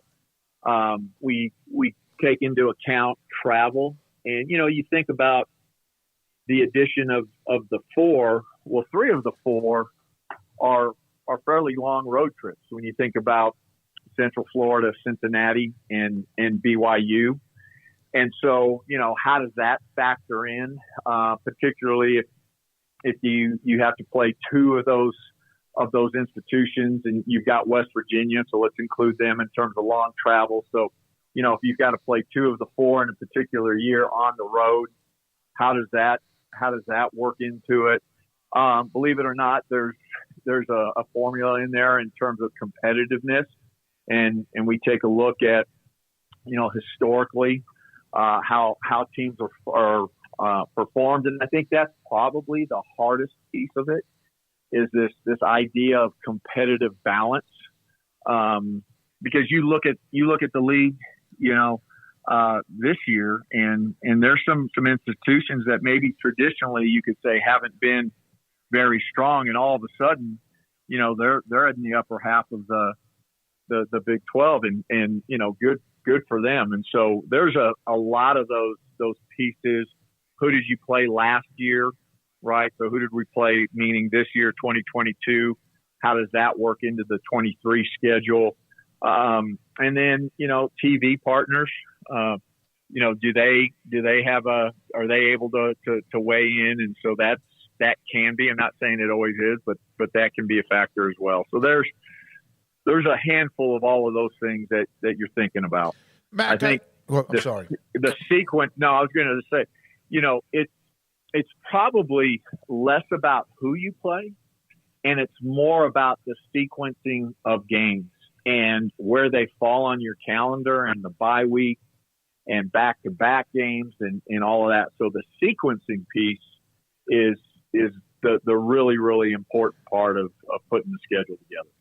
You play Kansas 11 o'clock Saturday. It's homecoming weekend for you. And I know the networks make the decisions, and they have to go with what they think is the game at specific levels, times, whatever. Is there ever, and I don't even know if it is, but is there ever consideration, for example, when it's homecoming weekend? I'm not one that cares whenever you kick off. We're going to be there. We're going to cover it, whatever. But is there ever a consideration on something like this weekend when you have homecoming that an 11 o'clock game makes people have to get up to go to a parade like it's 6 o'clock in the morning? Like when it's dark. And so, yeah, bring your flashlights. Yeah, we can put in the request and ask for consideration, and look, I think sometimes, it's given, but, probably more times than not, especially in today's TV world, it's about ratings, matchups, time of day, all of those things. And so, it is, I'm not going to say otherwise. It's hard to play 11 a.m. game for homecoming. And, it's hard for all of the people that work really, really hard in terms of putting homecoming together. It's hard on our fans. But that's college football today. And, we'll still have a tremendous homecoming, a great crowd, and it'll be a great football game. Mac, part of that is that you've got an improved Kansas team coming in here that is nobody's doormat anymore. They're super fun to watch, as is the whole league. How did all of a sudden the football side of this become like basketball, where there's no freebies in the league anymore? Yeah, that's Paul, it's a great question. And, I think when you look at, 1 to 10 right now, there's some just really, really good football coaches in our league. And I think, across the board, every one of the Big 12 institutions has made a commitment to football. And, I think Kansas just, announced a $300 million, project to enhance their football facilities. We're breaking ground on a football operations center. And so I just think, every institution has been very intentional about investing in football, and you're starting to see it pay off. And, I would just say 1 through 10, there's not a more competitive league in the country right now. Mac, I think we saw that up close, and on Thursday night in Morgantown, and then the games that followed on Saturday. I know that was a tough loss. Obviously, being back home, and this is an important one with Kansas to either move above or below 500, but still a long way to go. It just seems like this team is really still trying to find itself. What was kind of your impressions following what you saw last Thursday? Okay, lost it. All right, I'll try again. We'll reboot him. Again, thanks for the chat room and a couple of you asking questions that we might be able to ask Mac if we possibly can, and we get to that as well. Craig's Off the Radar, by the way, is just around the corner, and so we'll see if we can reestablish with Mac Rhoades, Baylor's Director of Athletics, with us most every Tuesday at around 4:15 or 4:20 in the 4 o'clock hour. So I really don't care about kick times. There's some that are more convenient for us. We're not the ones playing the games. We're not coaching the games. We're not fans of the game, of the teams playing. We cover them, and, yeah, we want to see great football. And you do want to see the team that you cover do well. Last year was a lot of fun at 12-2. But, man, I tell you what, you talk about two things that get discussion from any fan base. Kick times, uniform combinations. And, of course, then also complaining and being concerned about wins and losses along the way. Craig Smoak was about to ask Mac. Mac, thanks for back with us. Craig, go ahead. Yeah, Mac, I was just thinking about the competitiveness of the league. I think we saw that on display in that West Virginia game last Thursday night and in the games that followed on Saturday. Obviously, that was a tough loss. Morgantown remains a haunted house. This team's now 3-3, and listening to Dave Arand, it just seems like it's been really difficult for this group to kind of find their stride for whatever reason that may be. But what were your thoughts coming out of that contest last week? Yeah, candidly, I was not happy, and that's not to take anything away from West Virginia. That's a game that we could have won. It's certainly a game, in my opinion, I thought we should have won. I get that we were 0-5 going into Morgantown, I believe it was, but I just thought that was a game that we had a great opportunity to win, and we didn't. And I think we all take losses really, really hard, and that was certainly one of them. It just feels like, Craig, that we're just a hair off. And so I think for us, the key right now is to keep the team together, because I think if we can keep it together, and Coach Aranda does such a great job of that. We can keep it together. I think we have a chance to have a great second half of the season. But I'll be frank. I think the first half, 3-3. I would be disingenuous if I said I was happy with that. We need to be a football program that's relevant, nationally relevant every single year. Not every other year, not every once every 3 years. And we have the opportunity to do that. And Coach Aranda has done a phenomenal job. And I think the second half of the season will be an opportunity for us to get some things corrected and again fix just those little tiny details. The margin there in terms of winning and losing is razor thin, and we've been on the wrong side of that, and we need to get on the right side of it. Well, that's a great way to put it. Great question from Craig as well. Mac Rhoades, Baylor's Director of Athletics, with us on 365 Sports. So the New York City trip, I think I asked you last week, it was before it happened, and obviously your mark and Bob Berta, Scott Drew, Bob Huggins, among others, were there.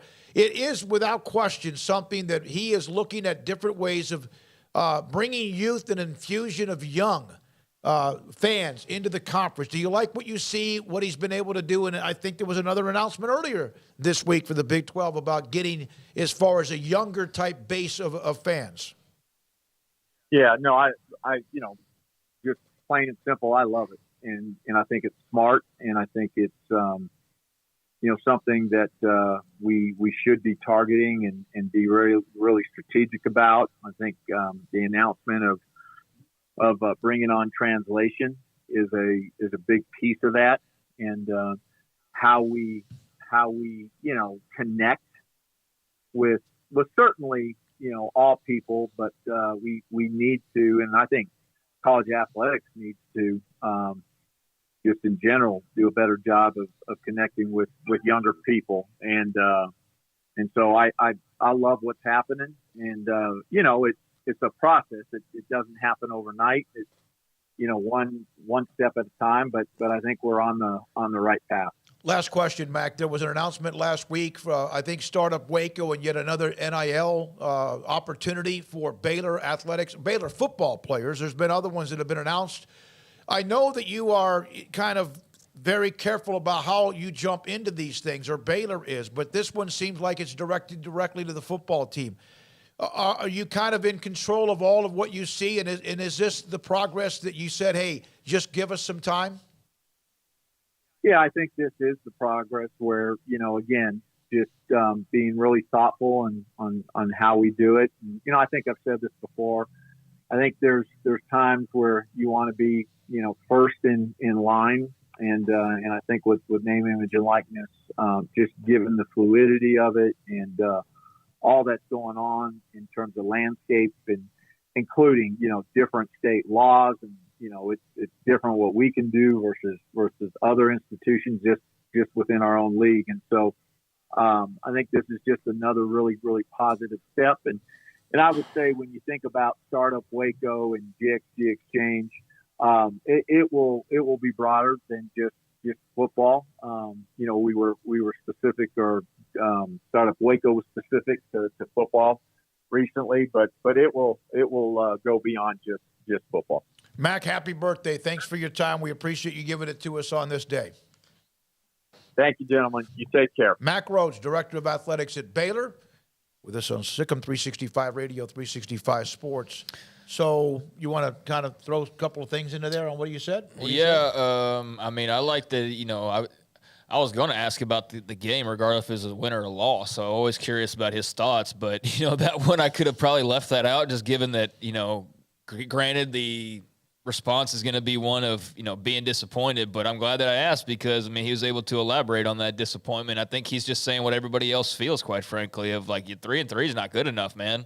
And, I don't think that means that, the people calling for Dave Aranda's head are really, well thought out. But I do think, there's plenty of reasons to feel like that there should be, a better number in that win column. But, this team is, like Dave Aranda said, they've gotten in their own way time and time again. And he's clearly searching for answers, and hopefully they find them at some point. But, at the same time, they've got 6 weeks left, and that's all that's guaranteed for them. So I do think they're just a hair off, like he said, but it's always good to hear from, the top source on, kind of what they're seeing as well. And it sounds like he had the same feelings as most everybody who watched that game from a Baylor perspective last week. If you didn't get a chance, yesterday had a chance to sit down with Dave Aranda and ask questions about even, is there something that may be simmering behind the scenes? Because you hear about, and Mac even said it, to try to keep this team together. That maybe he's mentioned before in press, media, whatever, that there has been some issues, some disconnect, or maybe immaturity with how they've handled it, the younger players, even maybe those who are getting an opportunity.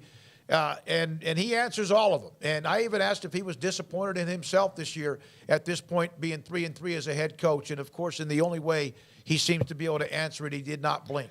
Well, I think the part that I found most interesting from Dave Aranda was in talking about that, he shot down very quickly. And so I think, therefore, is truthful coming from him that it was some like inner turmoil like that didn't seem to be the case. It sounds like it's still more of the same with the maturity piece, but I don't know if you guys caught on to this. This is what I found very fascinating about this is, did COVID just basically break open these different generations to where you had players pre-COVID and now there's players post-COVID? As far as, yes, you had your Jalen Petries and your Terrell Bernards and all those guys, but they had been around for like 3-4 years prior to all of that, breaking out and whatnot. And as a result, you had this very veteran-laden, experienced team that just loved to frickin' grind daily. They were all, like, that's what they were taught. That's what they were brainwashed with Matt Rule and all the way through Aranda. Like, they grinded for everything that they got. But Aranda's comments about younger guys is along the lines of, you asked him, what has he learned from year 3? And he basically said that he's got to remind himself that with some younger players, you almost have to have like a carrot on the end of the stick for them to want to go and work. Like you have to have a guaranteed prize at the end of the road for them to want to go put in that work. Whereas with Jalen Petrie or Terrell Bernard, like they worked because that's all they knew and that's what they're supposed to do.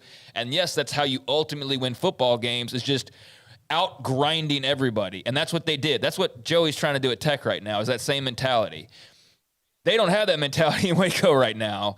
And I think the disconnect is a lot of those grinders are gone, and a lot of your leaders now are not necessarily those guys either. They're kind of in between. And a lot of the guys you're needing to come up and step up are guys that don't respond that way, like a Jalen Petrie, and say, like, yeah, we're just going to grind until we win.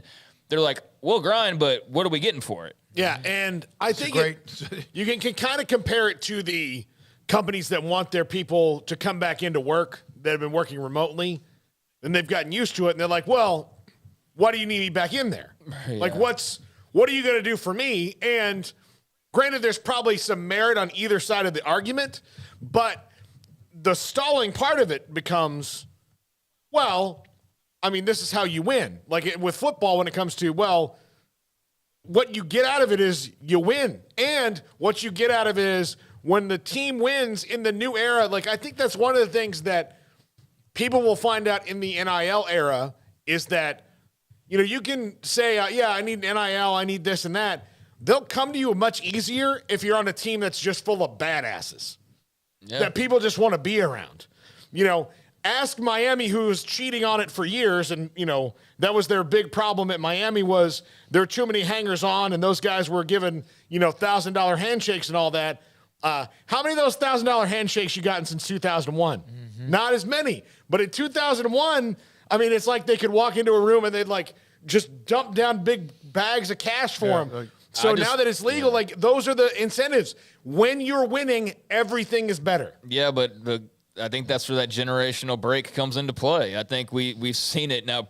Last year was probably the dying glow of like the pre-COVID player mentality of like you just do it because that's what you're supposed to do. I think now everybody stops and says first, well, what am I getting out of it?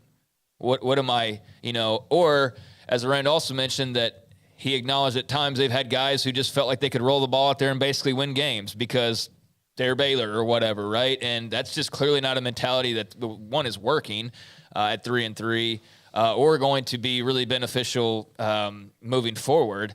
You know, clearly it hasn't worked playing that way, but I don't know. I just think it's a different type of athlete now. And I think Dave Aranda's trying to figure it out. And I think there's probably a lot of other coaches trying to figure it out. And I do think it's a lot easier if you're at a school where, you know, everybody's getting $25K. Maybe you don't have to worry about it as much or whatever NIL deal is being, you know, arranged.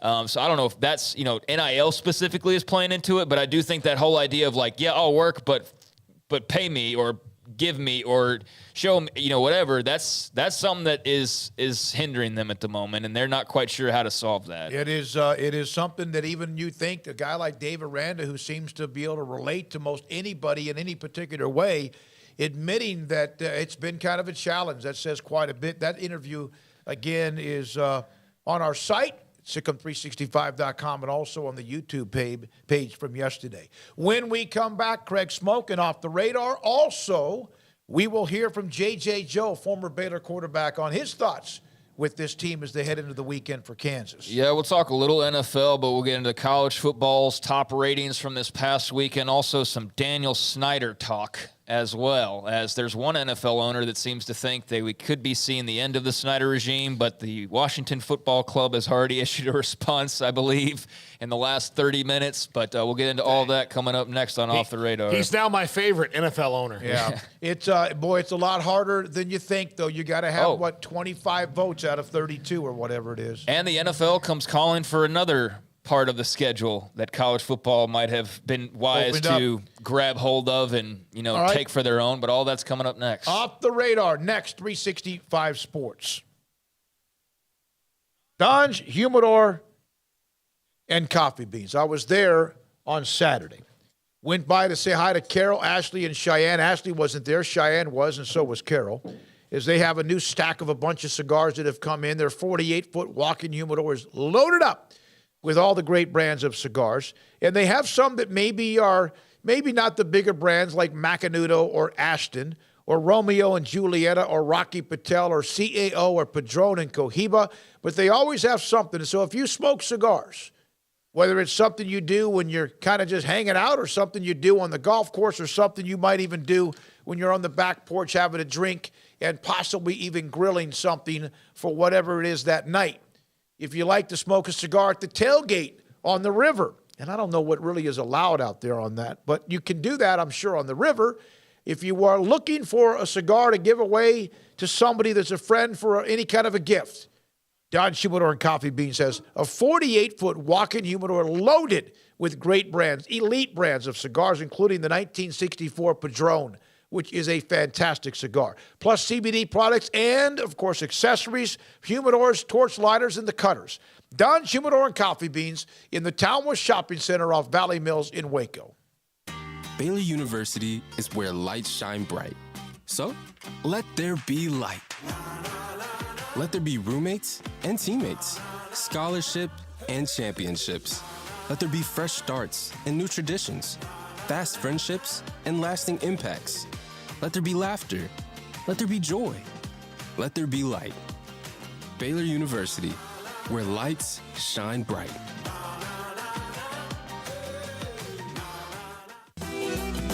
Shorty's Pizza Shack at 12th and Bagby is a homegrown, locally owned pizza place that's out of this world. Everything from the dough, the sauce, the sausage topping is made fresh in-house. Not to mention the amazing pizza pillows, the chicken wings are to die for.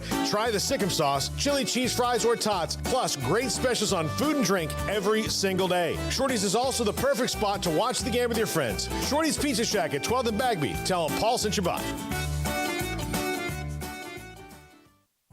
We're fighting hard at Pickup Outfitters in our battle to end truck nudity. But it's not just about putting an outfit on a naked truck, it's about making sure you have the very best customer service. So we offer the Pickup Outfitters Lifetime Installation Guarantee. Over time, sometimes your outfit needs a little tune-up, maybe some tightening, adjusting, whatever. If you outfitted your truck at Pickup Outfitters, that tune-up is absolutely no charge for the remainder of the time you own that truck. We also offer free warranty assistance. If for any reason you need to use your warranty, you just bring it back to us and we take care of it. It just makes sense. I mean, operating without a promise like that would be like offering customer service in the nude. And if you've seen our staff, trust me, you don't want that. So do your part to end truck nudity by outfitting your truck, Jeep, SUV, or van at Pickup Outfitters, 220 Lake Air Drive in Waco, where we promise to serve you fully clothed. Check out our website, createacommotion.com. You want to know why Stonewood Dental is so successful? Listen to what happy customers have to say. It's pleasant. It's different than any other dentist office. I really feel like they care. And it's not that you're here for 2 hours waiting on someone to take care of you. It's quick and easy, and you know, I bring my kids, and my kids love being here too. They really love the treasure box. Staff is really nice and accommodating, real friendly. You feel more like home. It's not sterile looking. Everybody has their own personalized rooms with decorations and decor, and they'll even have a blanket for you when it's cold. I've recommended people to actually come here, and they are patients now. I really love it here. It feels like family. Learn more, stonewood-dental.com.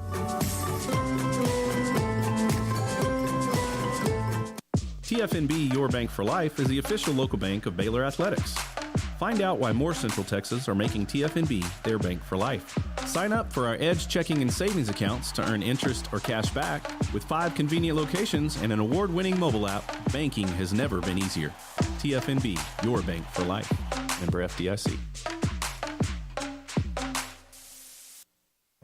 Stepping into a new pair of boots is great, but stepping into the boots of a U.S. Army officer can also add confidence and leadership skills to your son or daughter's career path. There are more than 150 occupational specialties to help them find the best fit for their future. See all the things your son or daughter can achieve in our boots at GoArmy.com.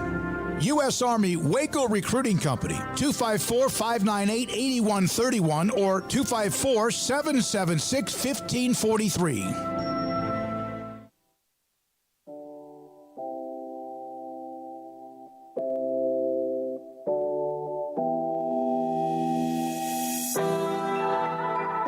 Welcome back to Sikkim 365 Radio. It's time for Craig Smoak's Off the Radar. Brought to you by Pickup Outfitters. Since 1997, we've been outfitting trucks, SUVs, and vans at 220 Lake Air Drive or createacommotion.com. All right, welcome into Off the Radar here on 365 Sports, taking a look at some stories outside normally of college football, but not always. And I'll have some college football ratings here in just a second, but I'm not going to start off with that. Instead, I'll start off with a little bit out of the NFL and then work our way ultimately to college football.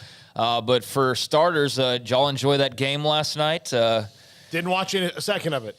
You did not? I refuse to watch the Broncos. Well, okay, why is that? Because they're boring. Yeah, well, the Chargers win 19-16. Yeah. Not going well for Russell Wilson and company so far in Denver, as their offense is just entirely inept, and he is a shell of what was expected given his Seattle playing days. But yeah, an ugly football game.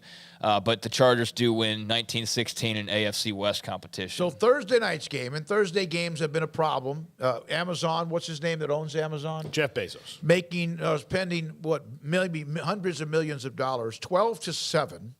Monday night's game, 19-16 in overtime. And, of course, Sunday night's game, Cowboys and Eagles, it started out as a pooper scooper, but it ended up being a hell of a game. But, man, that was a stinker. I watched it, had on the background again. Maybe it's just me. I've had the conversations with NFL diehards in the past before, and they tell me the NFL's better because it's like the best at every position. It's like the top level of talent, and I understand that to a degree. But I think it's just so cookie cutter sometimes. And right now, I think it's just really bad football being played in a lot of places, but being passed off as great because it's the NFL, when I think that's not really why it's entertaining. I think there's just people that, whether it's fantasy football or whatever it may be, are locked in, and they'll never not be locked in. There's a lot of bad football being played in the pros right now, man. Jacob and I are both fantasy football enthusiasts, and you can watch the Fantasy Football Show on the NFL channel, the Cowboys channel, Wednesday nights at 6:30 or after. But we can tell you this week was a bad week for fantasy football all the way around. There was nobody really doing great, crazy games, and that's what drives it. I'll tell you what I think people kind of romanticize about it. The NFL playoffs are usually fantastic, and they have been the last couple of years really, really good. Just like the NBA playoffs are usually there's really awesome stuff that happens. But the regular seasons are long, and you're going to have stretches of pretty mundane stuff. And that's what I agree with you. The Cowboys-Eagles game was fine. That was one of the good games of the weekend. But I watched 3 or 4 others. Chiefs-Bills was great. That was great. Yeah. But other than Chiefs-Bills, did you watch Patriots-Browns? That wasn't a great game. There's bad games. The Jets and Packers was a terrible game. All right, here's the thing, though. The NFL's getting games, 19 games, won or tied by a team that trailed by 10 or more points this year, matching the most week 6 ever. There have been more close games the first 6 or 7 weeks of the NFL than perhaps ever, 1-point or 1-score games. They're getting what are interesting finishes, but the getting to that point for 55 minutes is ungodly. Yeah, I'm not going to sit for 2 hours and 30 minutes to get to the 5 minutes that are worth watching. I mean, I'll tune in the last 5 minutes if that's the case. If you're trying to parry it to the point of having an interesting finish, then you're really doing a disservice to your fan bases, I think. And that's what they're promoting, too. 74 games within a 1-score margin, 8 points in the fourth quarter. The most such games in the league's history at this point in a season. Well, that's fun with numbers. I can do that with a lot of numbers. We can make it look interesting, and that very well may be that there's been some good finishes, but there's been a lot of bad football. I feel like in the NFL in particular this year, for whatever reason that may be, I think coaching has something to do with it. I don't think we're seeing the best of coaching decisions all the time either. But regardless, it was an interesting game in some ways last night as the Chargers won 19-16, and I mentioned that, and you brought up Amazon there. For a second. Well, speak of the devil, Amazon and the NFL have announced that beginning in 2023, Prime Video will stream an exclusive Black Friday game, the Friday after Thanksgiving. It'll be the first ever NFL Black Friday game next November 24th. It is expected that it will have a 2 p.m. kickoff Central Time, so at 3 East kickoff. They have not decided on the teams just yet. A bunch of people made a joke about the Broncos because Russell Wilson went there. We're now getting bad. Maybe that's why I'm this way. Because I'm seeing the terrible Broncos on my TV in prime time over and over again because Russell Wilson's popular, but not because they're a good team, clearly. But there's already jokes about like, oh, that'll be great. That'll be like Broncos Jets, even though the Jets are playing well. You get the gist of it. Yeah. So, Baylor and Texas play on Black Friday this year. There's other games we've seen played on Black Friday. It seems like it would be a great thing for college football to grab hold of, but the NFL is going to stake their claim on Black Friday as well. And they've been playing on Black Friday. They just clearly haven't done a good job of making people know that they have. And a lot of it's a rivalry week, game. So those rivalry games have to be good. If it's Nebraska, Iowa right now, usually a 1 o'clock or 2:30 or 11. So who's the Friday night game in college football on Black Friday?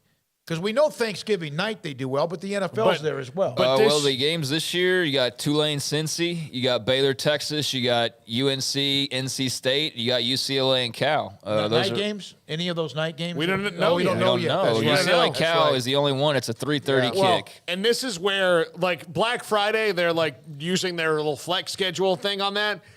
That's a holiday. This is why they don't own it. Because the NFL can say, on Black Friday at 7 o'clock p.m., sit your fat ass on the couch and watch this game while you recover from shopping and eating. And college football is like, well, do what you want during the day. We'll figure it out. They're not telling you making appointment television. You say Texas and Baylor is at noon. And UCLA and USC is at 8 o'clock. Yep. This is when it's going to be. Cal is at 8 o'clock. That's when you do it. And that's what college football's problem is they refuse to completely own something because they're outthinking themselves. Now, flexing games during the regular season on October 18th is fine because it's October, but it's a holiday. People make plans on a holiday. Make them make plans. That's what the NFL knows, and they don't. Okay. So that is coming your way next November, not this upcoming November, but 2023 November, the NFL's first big Black Friday broadcast on Amazon. And, college football, Baylor, Texas will be really interesting. UNC, NC State, perhaps. I think Florida State played that day, too. I don't know, but let me know if that's incorrect, because you definitely need to mention them as well. Elsewhere around college football, some of the top ratings this week, or actually... They do. They do? Mm-hmm. Okay, that wasn't on the schedule. I just looked. That's interesting. All right. It's 6:30. Okay. So that one has a time. They listened to me. Huh. That's weird that I did not see that on there. Before I move on to the college football ratings, actually, let me get to the other NFL story, and that has to do with Daniel Snyder. I just brought him up in the teaser there. Jim Irsay of the Indianapolis Colts is now speaking and telling Jory Epstein of Yahoo Sports that he believes the NFL potentially, the key word, has the threshold or has the ability to meet the threshold of 24 out of 32 owners that it would need to remove Daniel Snyder from ownership of the Washington Commanders and thus force a sale, saying that he believes the Commanders' operation has become gravely concerning. He also said, I believe there's merit to remove him as owner of the Commanders, but apparently he said Redskins when he was talking about it, so they had to, bleep that out. But right now, Snyder, they're looking at toxic workplace accusations, financial improprieties, sexual harassment allegations. They're trying to get a new stadium. Meanwhile, the team is awful and has been for years and years now at this point. But Irsay said the NFL should wait until the full report that was reviewing all of these allegations before making any type of a definite conclusion. But the evidence does seem to be trending in the direction of what he's talking about, and he thinks that they might have the votes needed if, in fact, we continue on that direction. Meanwhile, Washington, very quick on the trigger, almost like they were expecting this to happen. I believe they've already come out with an announcement basically saying that, they've cooperated and that they're, this and that. I'll have to try and... here we go. It's highly inappropriate, but not surprising that Mr. Irsay opted to make statements publicly based on falsehoods in the media. It's unfortunate Mr. Irsay decided to go public with his statement today while an investigation is in process and the teams had no opportunity to formally respond to allegations. The Commanders have made remarkable progress over the past 2 years.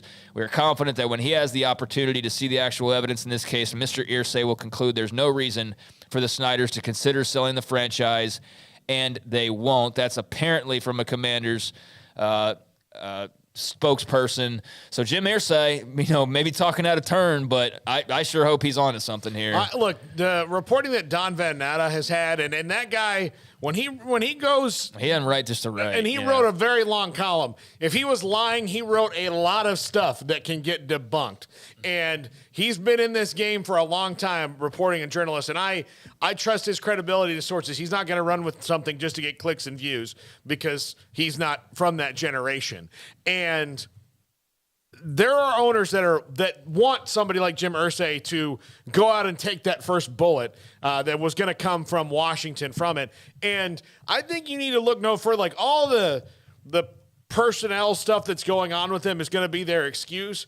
But the real reason for doing this is that Washington is going to start losing them money because the stadium thing isn't going to happen because now the politicians have turned against him on both sides of the aisle because it doesn't benefit anybody in that area, whether you're a Republican or a Democrat, to support Daniel Snyder, does it?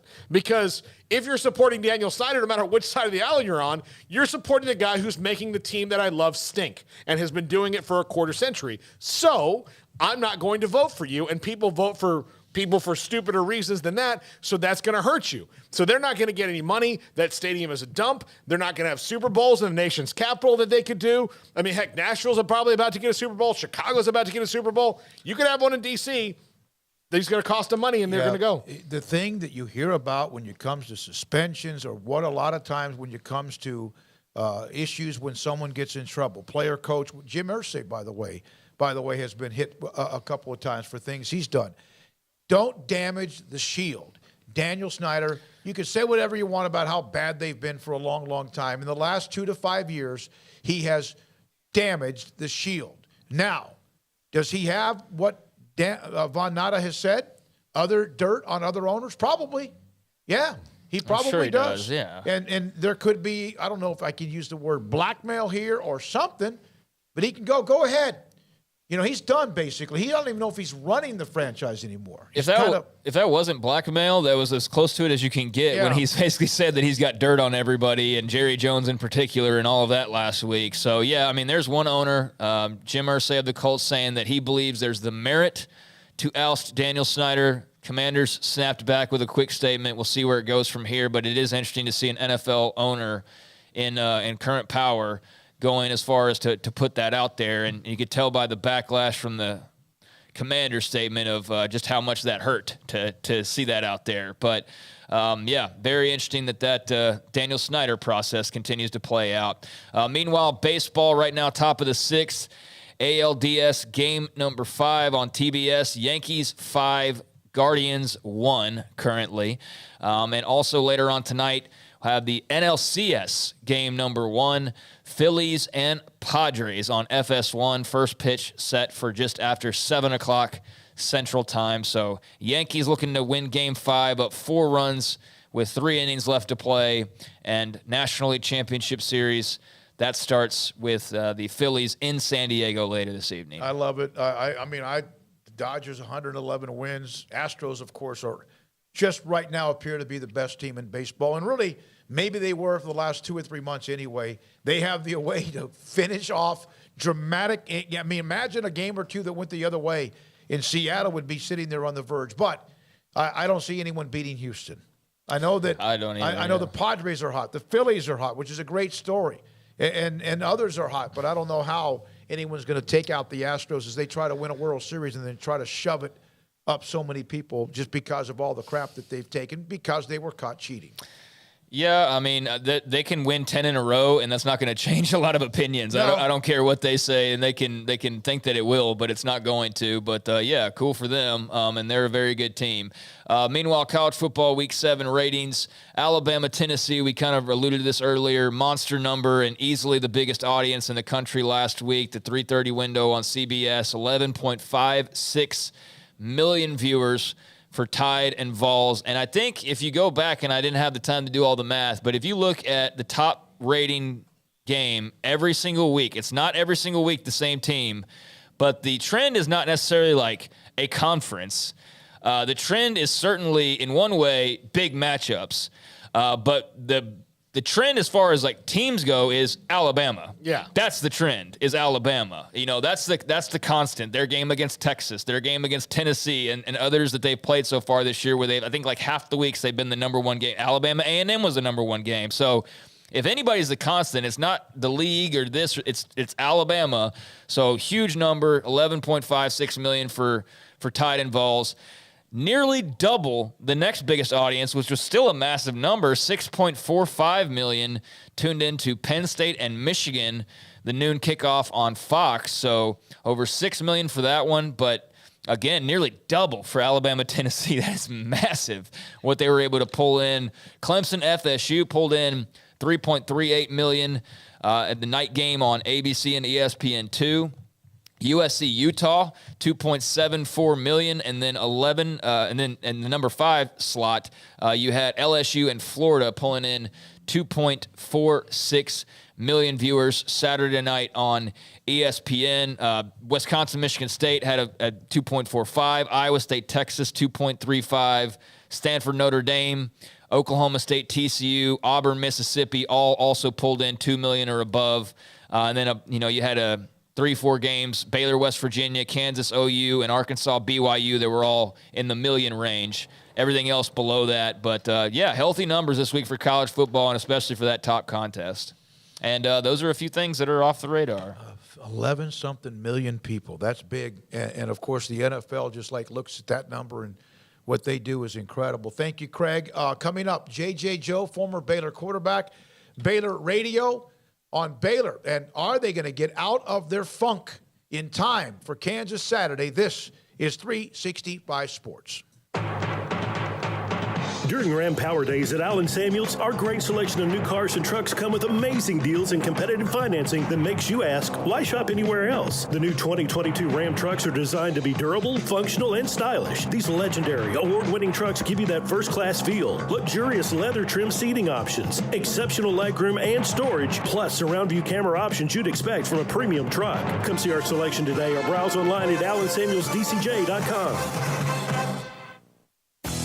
Three Nations Brewing Company has 16 different beers on draft with a new beer every Friday. It also offers 2 air-conditioned tap rooms, a large indoor beer hall, a second-floor mezzanine offering a great overview of the brewing company and equipment and patio where you can relax under the shade. Plus, you can now experience the new Three Nations Beer Garden Grill on our shaded patio. Grab a cold beer and enjoy a bite from our freshly prepared and delicious menu. Street tacos, quesadillas, freshly cooked burgers and dogs, and veggie burgers too. Nachos and so much more, all prepared and cooked on site. So come visit the award-winning Three Nations Brewing Company on East Vandergrift off I-35 in Carrollton.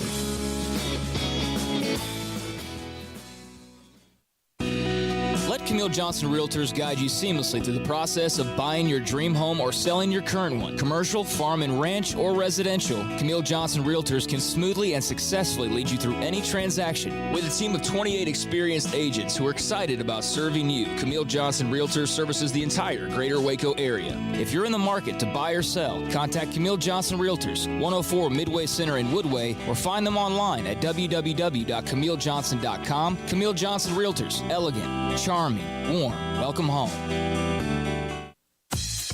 Baylor Scott and White, Southwest Sports Medicine and Orthopedics, the team physicians for Baylor Athletics, diagnosing and treating all sports-related injuries, including concussions. These specialists also provide orthopedic services for athletes and non-athletes alike, whether it's knee or shoulder pain, hand or wrist injuries, orthopedic spine care, and even an arthritis and total joint clinic. Trust the doctors Baylor Athletics trusts. Baylor Scott and White, Southwest Sports Medicine and Orthopedics wants to get you back in the game.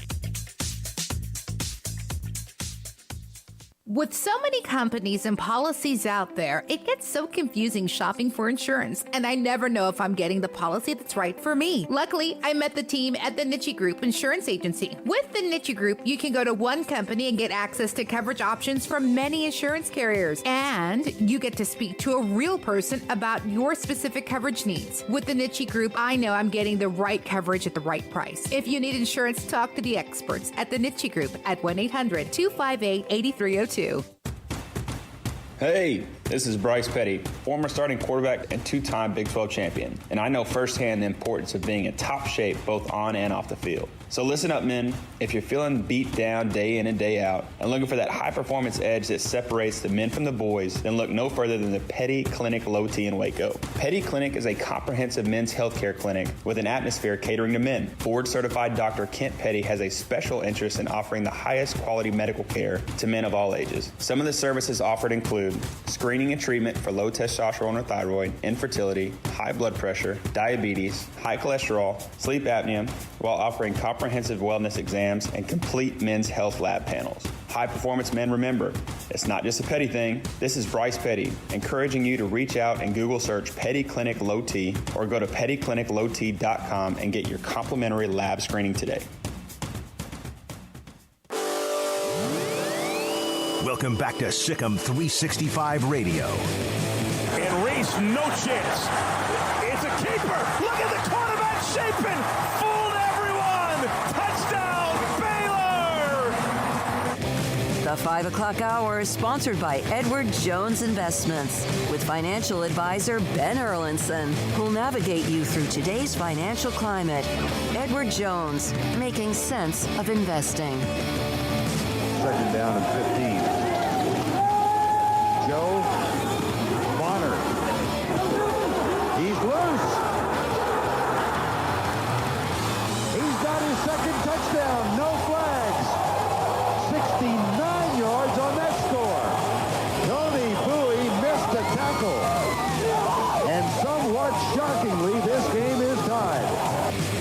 It's time for our weekly segment with former Baylor quarterback J.J. Joe. Now, here's David Smoak, Paul Catalina, and Craig Smoak. Here we go with J.J. Joe, Baylor radio color analyst, former Baylor quarterback. And J.J., thanks for your patience. We appreciate you on the show today. I got to tell you, I sat there and I watched that Thursday night. You're right there in the middle of it. Morgantown, it's hard to win. I get all that. But there still seems to be a disconnect or something missing. I asked Dave Aranda a little bit about that yesterday. Do you still see that? Yeah, I think so. I did hear your interview with Coach Aranda. That was a great interview, Smoak. I think he's at a loss a little bit because, it's, he has, on one hand, he has a very experienced team with championship DNA, and he has a number of really young players in key positions that all kind of seem to make a mistake at different times. And when you're replacing 3, 4, 5 NFL guys, man, it just seems like it's like pulling teeth to eventually get to some level of consistency. And for here's a prime example. Gavin Holmes, who's a fixture guy, love Gavin. He really kind of had coming in, he had a really rough day at Oklahoma State, but that's really not him. And then he comes back and gives you just this great performance. Now, Gavin, while he's a veteran player from an age standpoint, is really an inexperienced player. And that's kind of what you get from what I would call young players or players that are their experience level is a little bit less than the guys they replaced. And that's what he's trying to work his way through. So, yeah, it's kind of uneven right now. JJ, how comfortable would you feel with Kyron Drones rolling out this week as the starter? With the week to prepare, I feel really good. I think from watching Kansas will put points on the board. So I'm really kind of wondering more about our defense. And I think defensively, Kansas would be the right team because Kansas, while they are having a great season, most of the games you go back and look at the ones they won outside of the Iowa State game, and Iowa State seems to have a little bit of problem scoring. They've given up points. So I think Kyron Drones with a week to prepare, and he should be getting all the reps. I think he can work his way through and put us in a position to win. It'll be tough to win, but at home against a team that may not be like a real defense that's going to come after him, I think I'd be comfortable with that. Not expecting 200-plus yard output every time Gavin Holmes takes the field from here on out, JJ. Far and away his career best performance, but a nice spark in that wide receiver core, huh? It is, man. It's Gavin, and I knew Gavin had. He has it in him.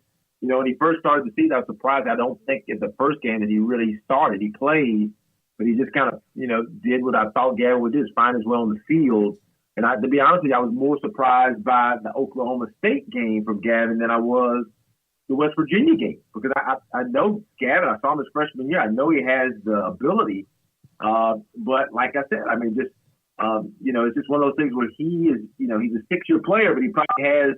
This is maybe the second year that he's really had meaningful action in his career, and so you get a little inconsistency.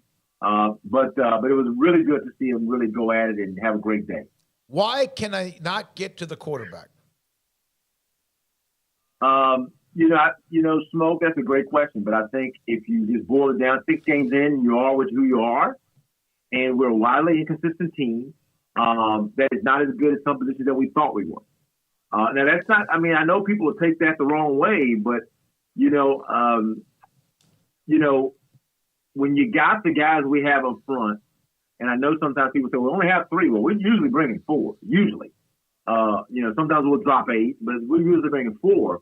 If we have the guys I thought we had before the season, one of those guys are going to win 1 out of 3 or 4 pass attempts. And on Thursday night, no one really won. I think TJ won. I saw TJ win 1, and then he kind of got hurt, and I don't think it was the same.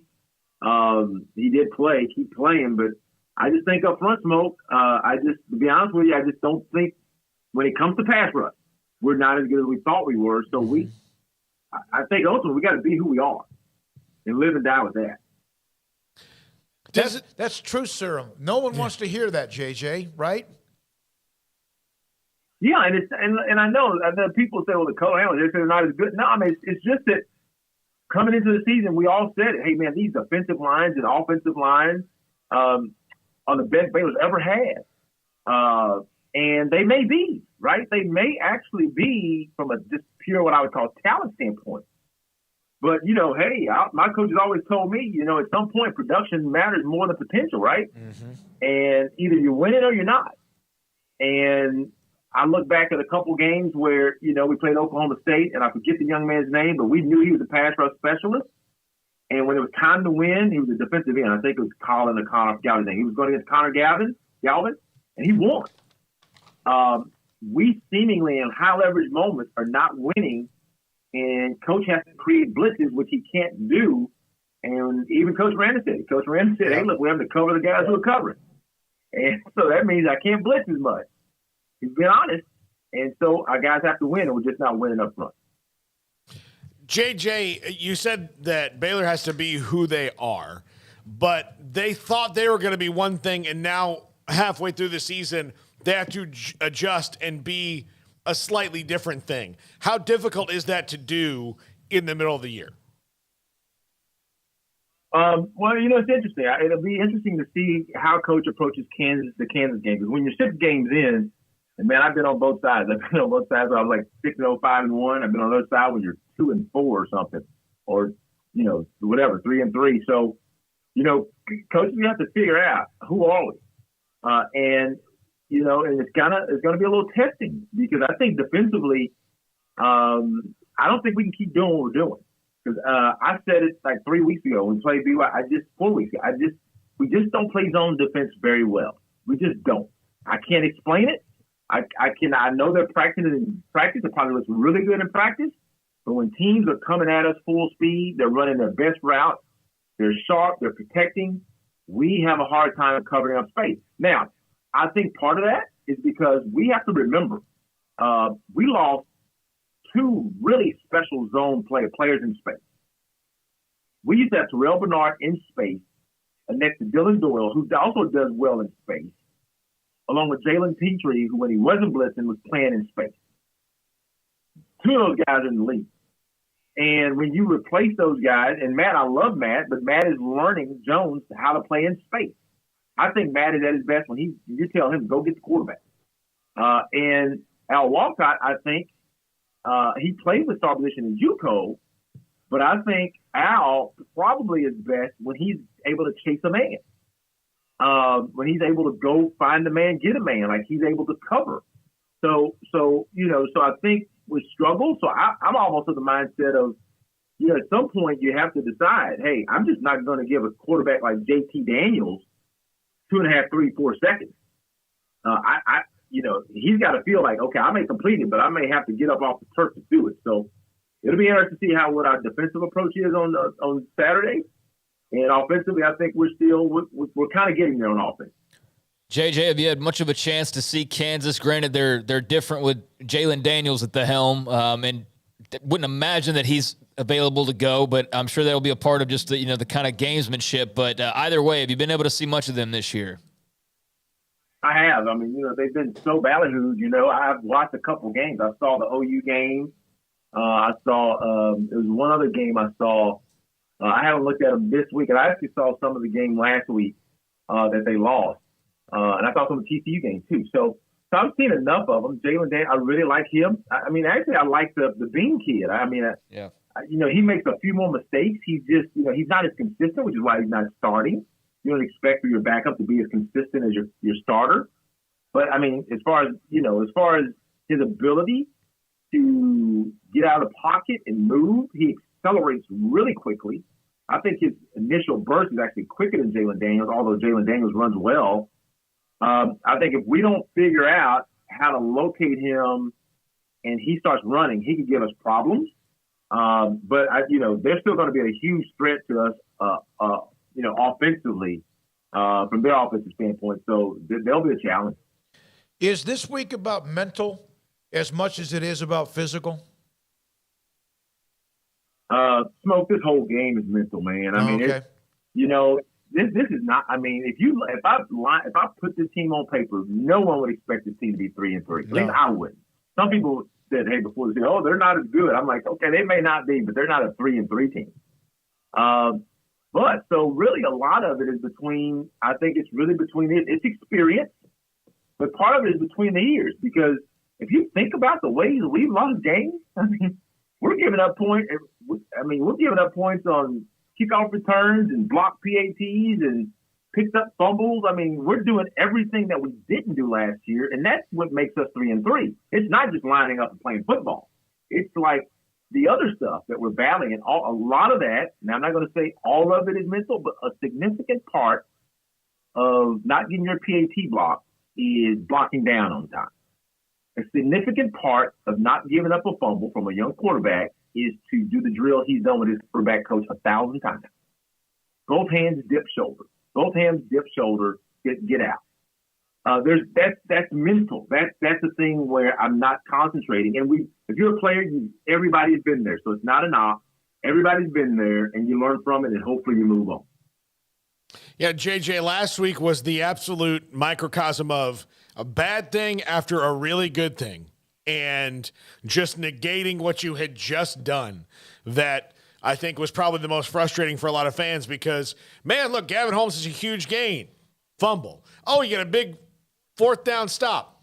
Fumble. It's those things just will drive you nuts. Yeah, that's why I'm glad I'm not a coach. I mean, they get paid well, but that's why I'm not a coach, man. It's just, I know I drove coaches mad. These young men at this point in time are learning, and I believe they're getting better because if you think about it, if this team just cleans up, I mean, if you just say, hey, look, let's do this. Let's just punt. We're not going to fumble. Let's just punt it. But matter of fact, we'll punt on second down. They're probably a 4-2 football team. But I mean, so while I think this week in Smoak asked a question about it being mental. They just need something positive. They've lost, 3 out of their last 5, 2 out of their last 3, 2 in a row. They just got to get on the positive side of the ledger. And this week they really needed with, a run of going to Tech and going to Norman and then Kansas State coming and TCU coming, finishing with Texas. Man, goodness. It can get real ugly if they don't mentally just kind of get there. The question we've asked this week, JJ, or we've really been asking since Thursday is, I hate to say it because of the expectations, but there's a chance they don't get to a bowl game if they don't pull out of this gutter. And, excuse me, and, when you start looking at and again, others will come and go up and down or whatever. Some might have injuries, attrition. But you look at that and you look at where other teams are and you wonder, I think they will, but, man, they better get one this weekend against KU, even though KU is obviously much improved. Yeah, Smoak, you're 100% correct. And if we look at it, in 2 weeks, we lost by 3 points, and we lost by 11. That's 14 points. I think I saw the stat we've given up 18 points, non-offensive touchdowns in the last 2 weeks. I mean, this team ain't that far off. It's not that far off. But someone has to make the difference. And on defense, that means, if I got a Pooh, if I got, all these guys up front that are really good, someone has to go win you a game. They got to go almost like make it impossible for the other team to block them. I've seen that done around here. I've seen, I think in 19, I forgot who was our nose guard at 19. Bravion Roy. Bravion Roy used to destroy offenses because they just couldn't block him. He would destroy plays and not make the tackle because they had to put 2 guys on him and they just couldn't block him. He would make decisions, I'm going to destroy this play. And I think to make up a little bit for those other guys, we got to have somebody or some group do that. JJ, thank you. We'll see you at the stadium on Saturday as always. JJ Joe, former Baylor quarterback, Baylor Radio with us on 365 Sports. We'll come back. John McClain, Hall of Famer, gallerysports.com, and what he has to say about Jack Easterby out with the Texans and the truth behind all that, and his thoughts about the NFL, and even the Daniel Snyder note that Craig brought up and Off the Radar. And this is 365 Sports. Pickup Outfitters, Jay Errett, 220 Lake Air Drive in Waco. You know what they have? They have what you need to put on your car, SUV, vehicle, and also truck. If you have a pickup truck and for whatever reason you just didn't want to get a bed cover, they have bed covers, retractable. They have different, like 5 or 6 different styles. If you want to put something in the bed of the truck to keep it from getting beat up, although most of the time I always thought you bought a pickup truck so you could put stuff in it and you didn't really worry about that. But if you want to protect the bed, well, they have lay-in and spray-in bed liners that can help you do that.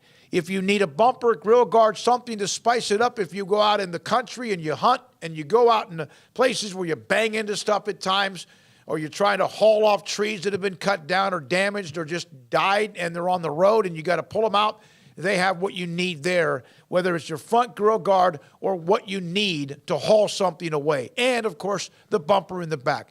Bump steps as well. Jay Errett is spectacular at marketing his company. He's been doing that, and he's done a great job with it. They have, by the way, a business after hours event coming up. It's Pickup Outfitters, createacommotion.com. The wait is over. Richard Carr GMC has the trucks. 2022 GMC Sierras have hit the lot, and they're waiting for you.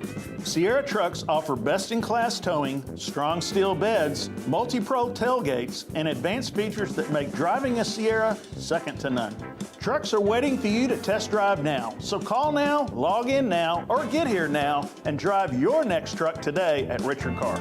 Richard Carr, they have the truck for you. How did Edward Jones become one of the biggest financial service companies in the world? By not acting that way. Financial strategies, one-on-one advice, it's a big difference. And that's why Brad Wilson, your Edward Jones financial advisor, makes sense of investing. Experience the difference for yourself. Brad Wilson, 250 Sharon Drive in Woodway, 254-776-4337. Edward Jones, member SIPC. Parenting is full of surprises. You never know what to expect. So after our son was born, I called my Texas Farm Bureau insurance agent to set up a life insurance policy in case something happened to me. Sawyer is now 2. And we'll soon have a sister. There's no one else I would trust with protecting my family. Stop by and see our agents at one of our 3 McLennan County locations.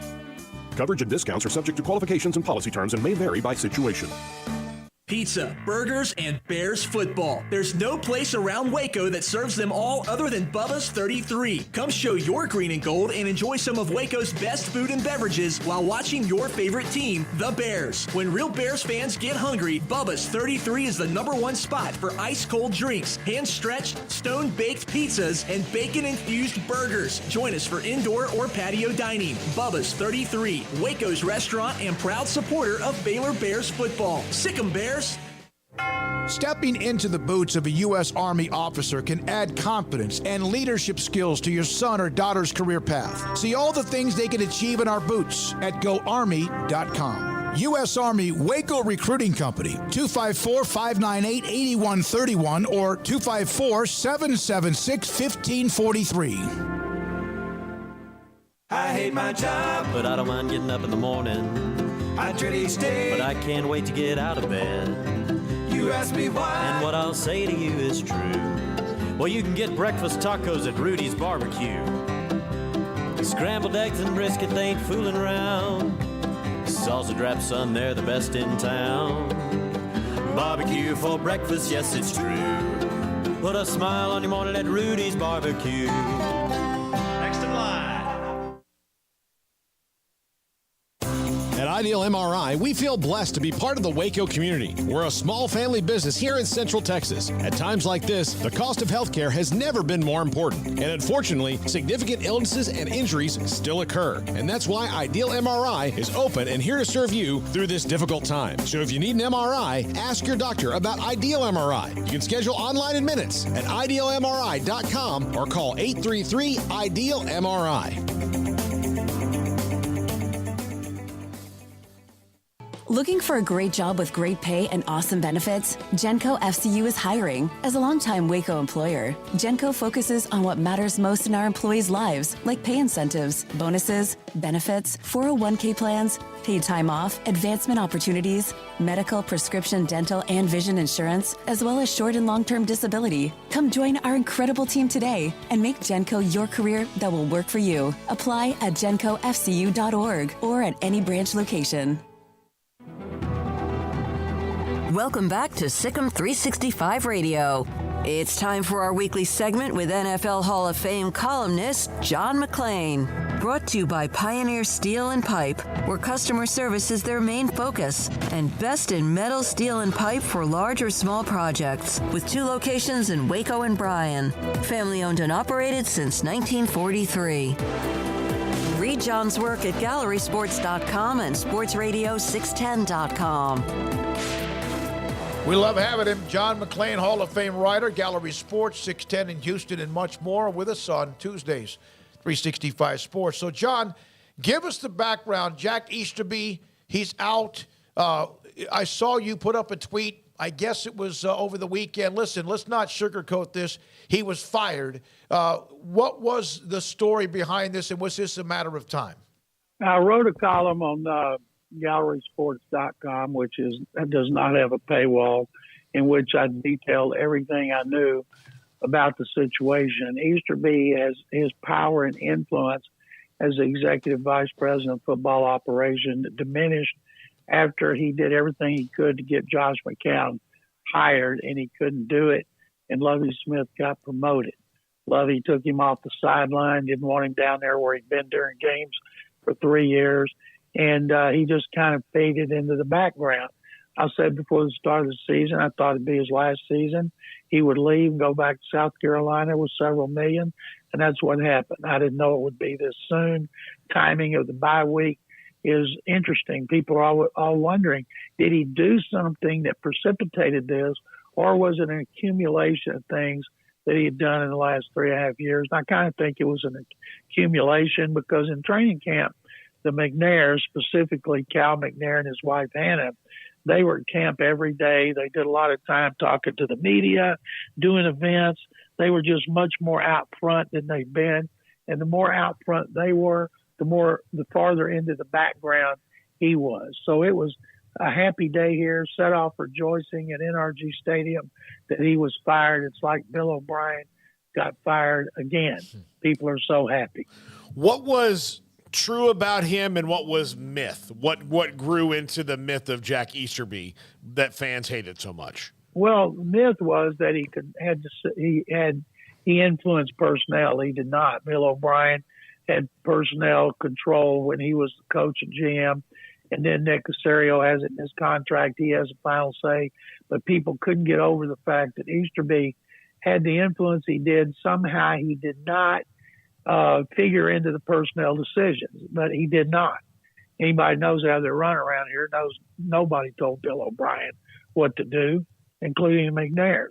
And then Caserio has it in his contract. He has a final say over everything involving personnel. Lovie Smith controls the game day roster. So everything, just about, I tell you the truth, of all the things I know or have heard about Easterby, I can't remember one that I found out that was not untrue. And that's one reason he did so many things, little things like passing out rosters at OTAs with no numbers on them. And we just blasted him for that because he tried that one time with the Patriots. And then all kind of things he did with mess with the media last year when he knew nothing about media relations, and it didn't come under him anyway. And he did that behind the scenes in other departments. He got out of his lane and tried to tell people what to do when he knew nothing about their responsibility. So he's gone. It's good riddance. People are happy. John, the Texans, fresh off the open week, now travel to Las Vegas to go see that beautiful Allegiant Stadium and take on the Raiders. What are your impressions so far of Josh McDaniels and company? Oh, gosh, Craig, they are 1-4, and their 4 losses have been by 7, 1, 3, and 2 points. And the Texans, in fact, they've lost one game by more than 7. That was the Chargers by 10 when they pulled within 3 in the fourth quarter, needed to make a stop to get the ball back, and they couldn't do it. And I think the Raiders will break out after their bye week. Both these teams are coming off buys, and I think the Raiders will win this game. Josh Jacobs, their running back, he's in a contract year. It's amazing how many backs, starting with Saquon Barkley, are in a contract year, and they're healthy, and they're off to great starts. Whether they can sustain it remains to be seen, and Jacobs is one of those. His fifth-year option was not picked up, and, of course, he's playing like he was insulted, and he's looking for a big payday from another organization. What are your thoughts about Jim Irsay and what he said about Daniel Snyder? And is this kind of just a ticking time bomb, a matter of time, or do you think Snyder somehow figures this out and doesn't get ousted? I think, number one, he's like Jerry Jones. All the dirt's already out there, so what could Snyder have on that? And a lot of people think Snyder doesn't have dirt, that he just leaked that so it would scare people. He does not want to sell. It takes a 3/4 majority to get him to sell. He's going to file suits. The owners do not want to air their dirty laundry. They also don't want to have to open the books. Remember, they couldn't get the trial in St. Louis moved out of St. Louis and try to get a fair judge. So they had to pay almost $1 billion to St. Louis. And in this case, Snyder will take them all on. He'll do everything he can to embarrass anybody, and he could sell it, my goodness, it's a great franchise. If he sold it, they would get a new stadium in the district immediately. People like David Smoak would be turning somersaults, and I don't think they can make him do it without a fight, and it would be ugly and nasty. John, that's one of the things I wonder about, though. Like, he's starting to mess up the money train a little bit for them. I mean, it's probably a blip on the radar, but they can't get a new stadium. And FedEx Field's a dump. And all these different things are going, and he's affecting the Shield. So occasionally, maybe more owners like Jim Irsay will start popping out of the woodwork. But I can't imagine that he is just going to sell, like you said. Paul, remember, it takes 24. And there are stories that he's been lobbying certain owners to make sure he had enough to where they couldn't force him to sell.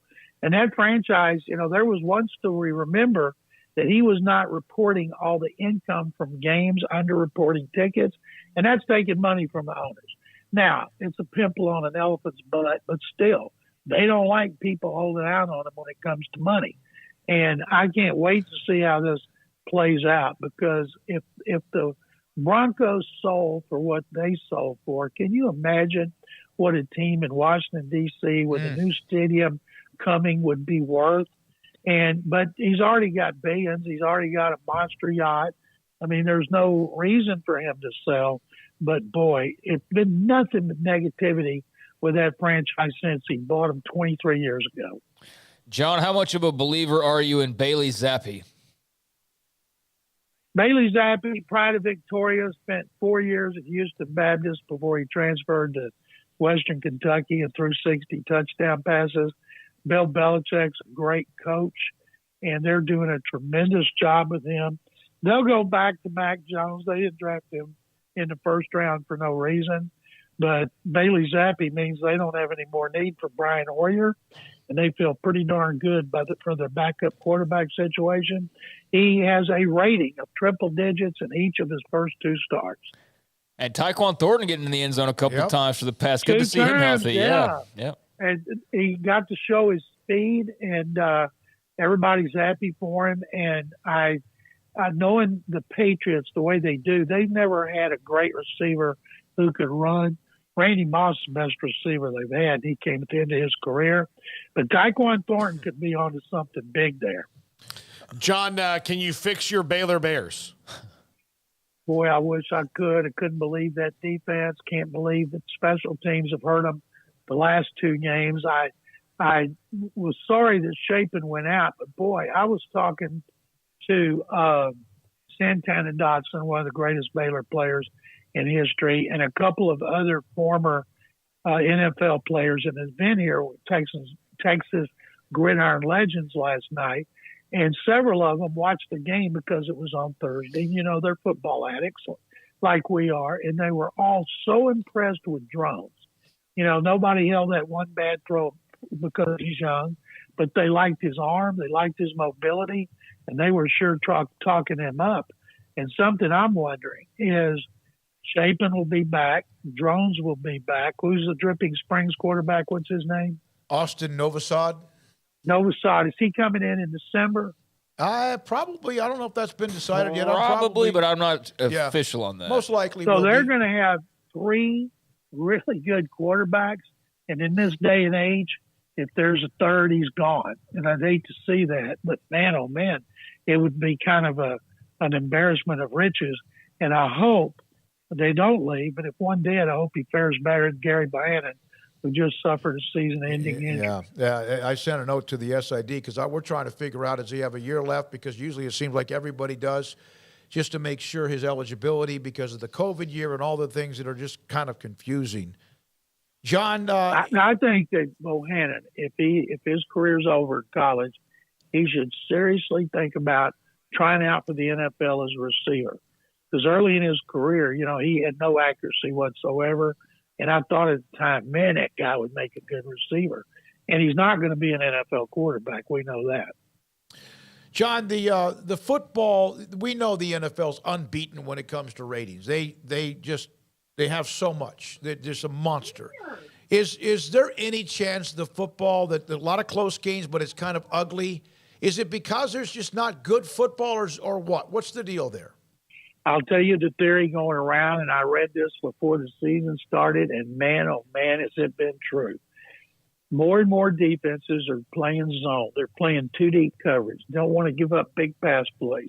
Make the offense run the ball, make them work the ball down the field with short passes. Don't give up the big play, because those long drives, the more plays you have, the more chance you have of screwing up. And if you have long drives, they take up time. And so if both teams are doing this, then it's inevitable that scoring's going to be down. And the NFL may say it doesn't mind it because all the games are close.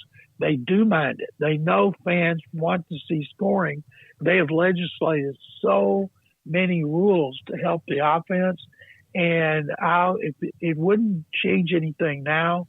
But if this happens, say, this year and it stays down, because when the weather gets bad, scoring usually doesn't go up.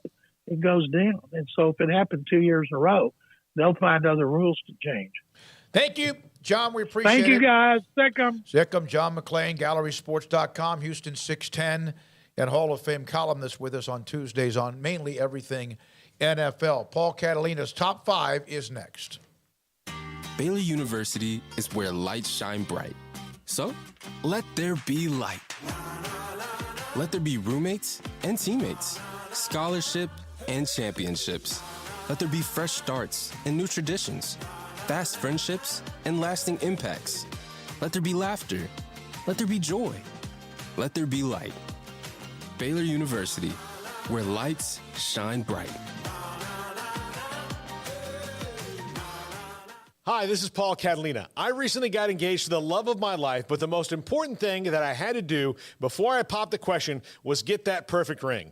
And I know nothing about rings. So I went to the wedding ring store, Boozer's Jewelers on Valley Mills Drive. I knew I needed a custom design, and that's exactly what they do. 9 out of 10 of their engagement rings are designed in-house. The entire process took less than a month, and they were great every step of the way. Great options on financing, excellent selection, and talented designers. My fiance and I get nonstop compliments on the ring. I only deserve credit for doing the smartest thing I could, walking into Boozer's and letting them work their magic. Your one-of-a-kind fiance deserves a one-of-a-kind ring, and that's what you get at Boozer's. Boozer's Jewelers, the wedding ring store on Valley Mills Drive. From the first workout to the last practice, sports is an incredible and rewarding challenge. Hi, this is Dan Ingham with the First National Bank of Central Texas, and we're proud to support each athlete, every parent, and our educators. From families, small businesses, to the biggest industry, we're here to help. With remarkable products like our free First mobile app, we've got banking ideas that fuel big dreams. That's the First National Bank of Central Texas.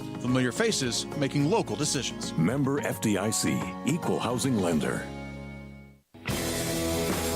Hi, I'm Mark Stewart with Bird Colgan Ford. It's that time of year. It's football season. And BK Ford is a proud supporter of the best high school football teams in Texas, right here in Central Texas.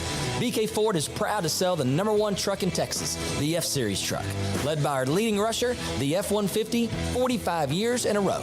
Lock in your best price and rate today by custom ordering your new F-150 at BK Ford. Simple, easy, trusted. Experience better at Bird Colgan Ford.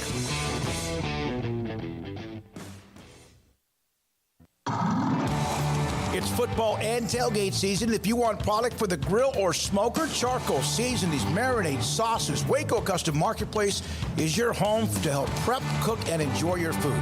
Tailgate must like brisket, tri-tip, fresh-made burgers, sausage, chicken wings, and if you want steaks, call in your order and pick them up. Bacon wrap fillets or any kind of ribeyes. USDA Select Choice and Prime that melt in your mouth. House-made sausage and jerky. Also, Waco Custom Marketplace, a one-stop shop for tailgating, barbecue cook-offs, and family get-togethers, fundraisers with fair prices to you, the customer. A bakery with fresh baked bread and kolaches. There's cold beer, wine, and soft drinks. Serving Waco restaurants and families since 1940. A cut above the rest.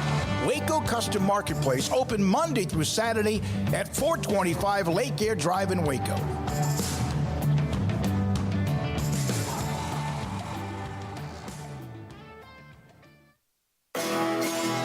This is Paul Catalina's Top 5 at 5:55.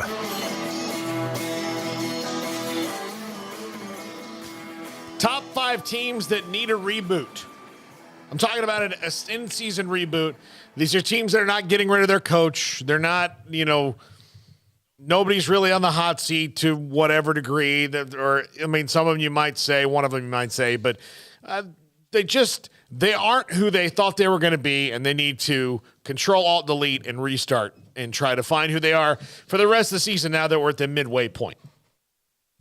Number 5, Michigan State is absolutely not who they thought they were going to be.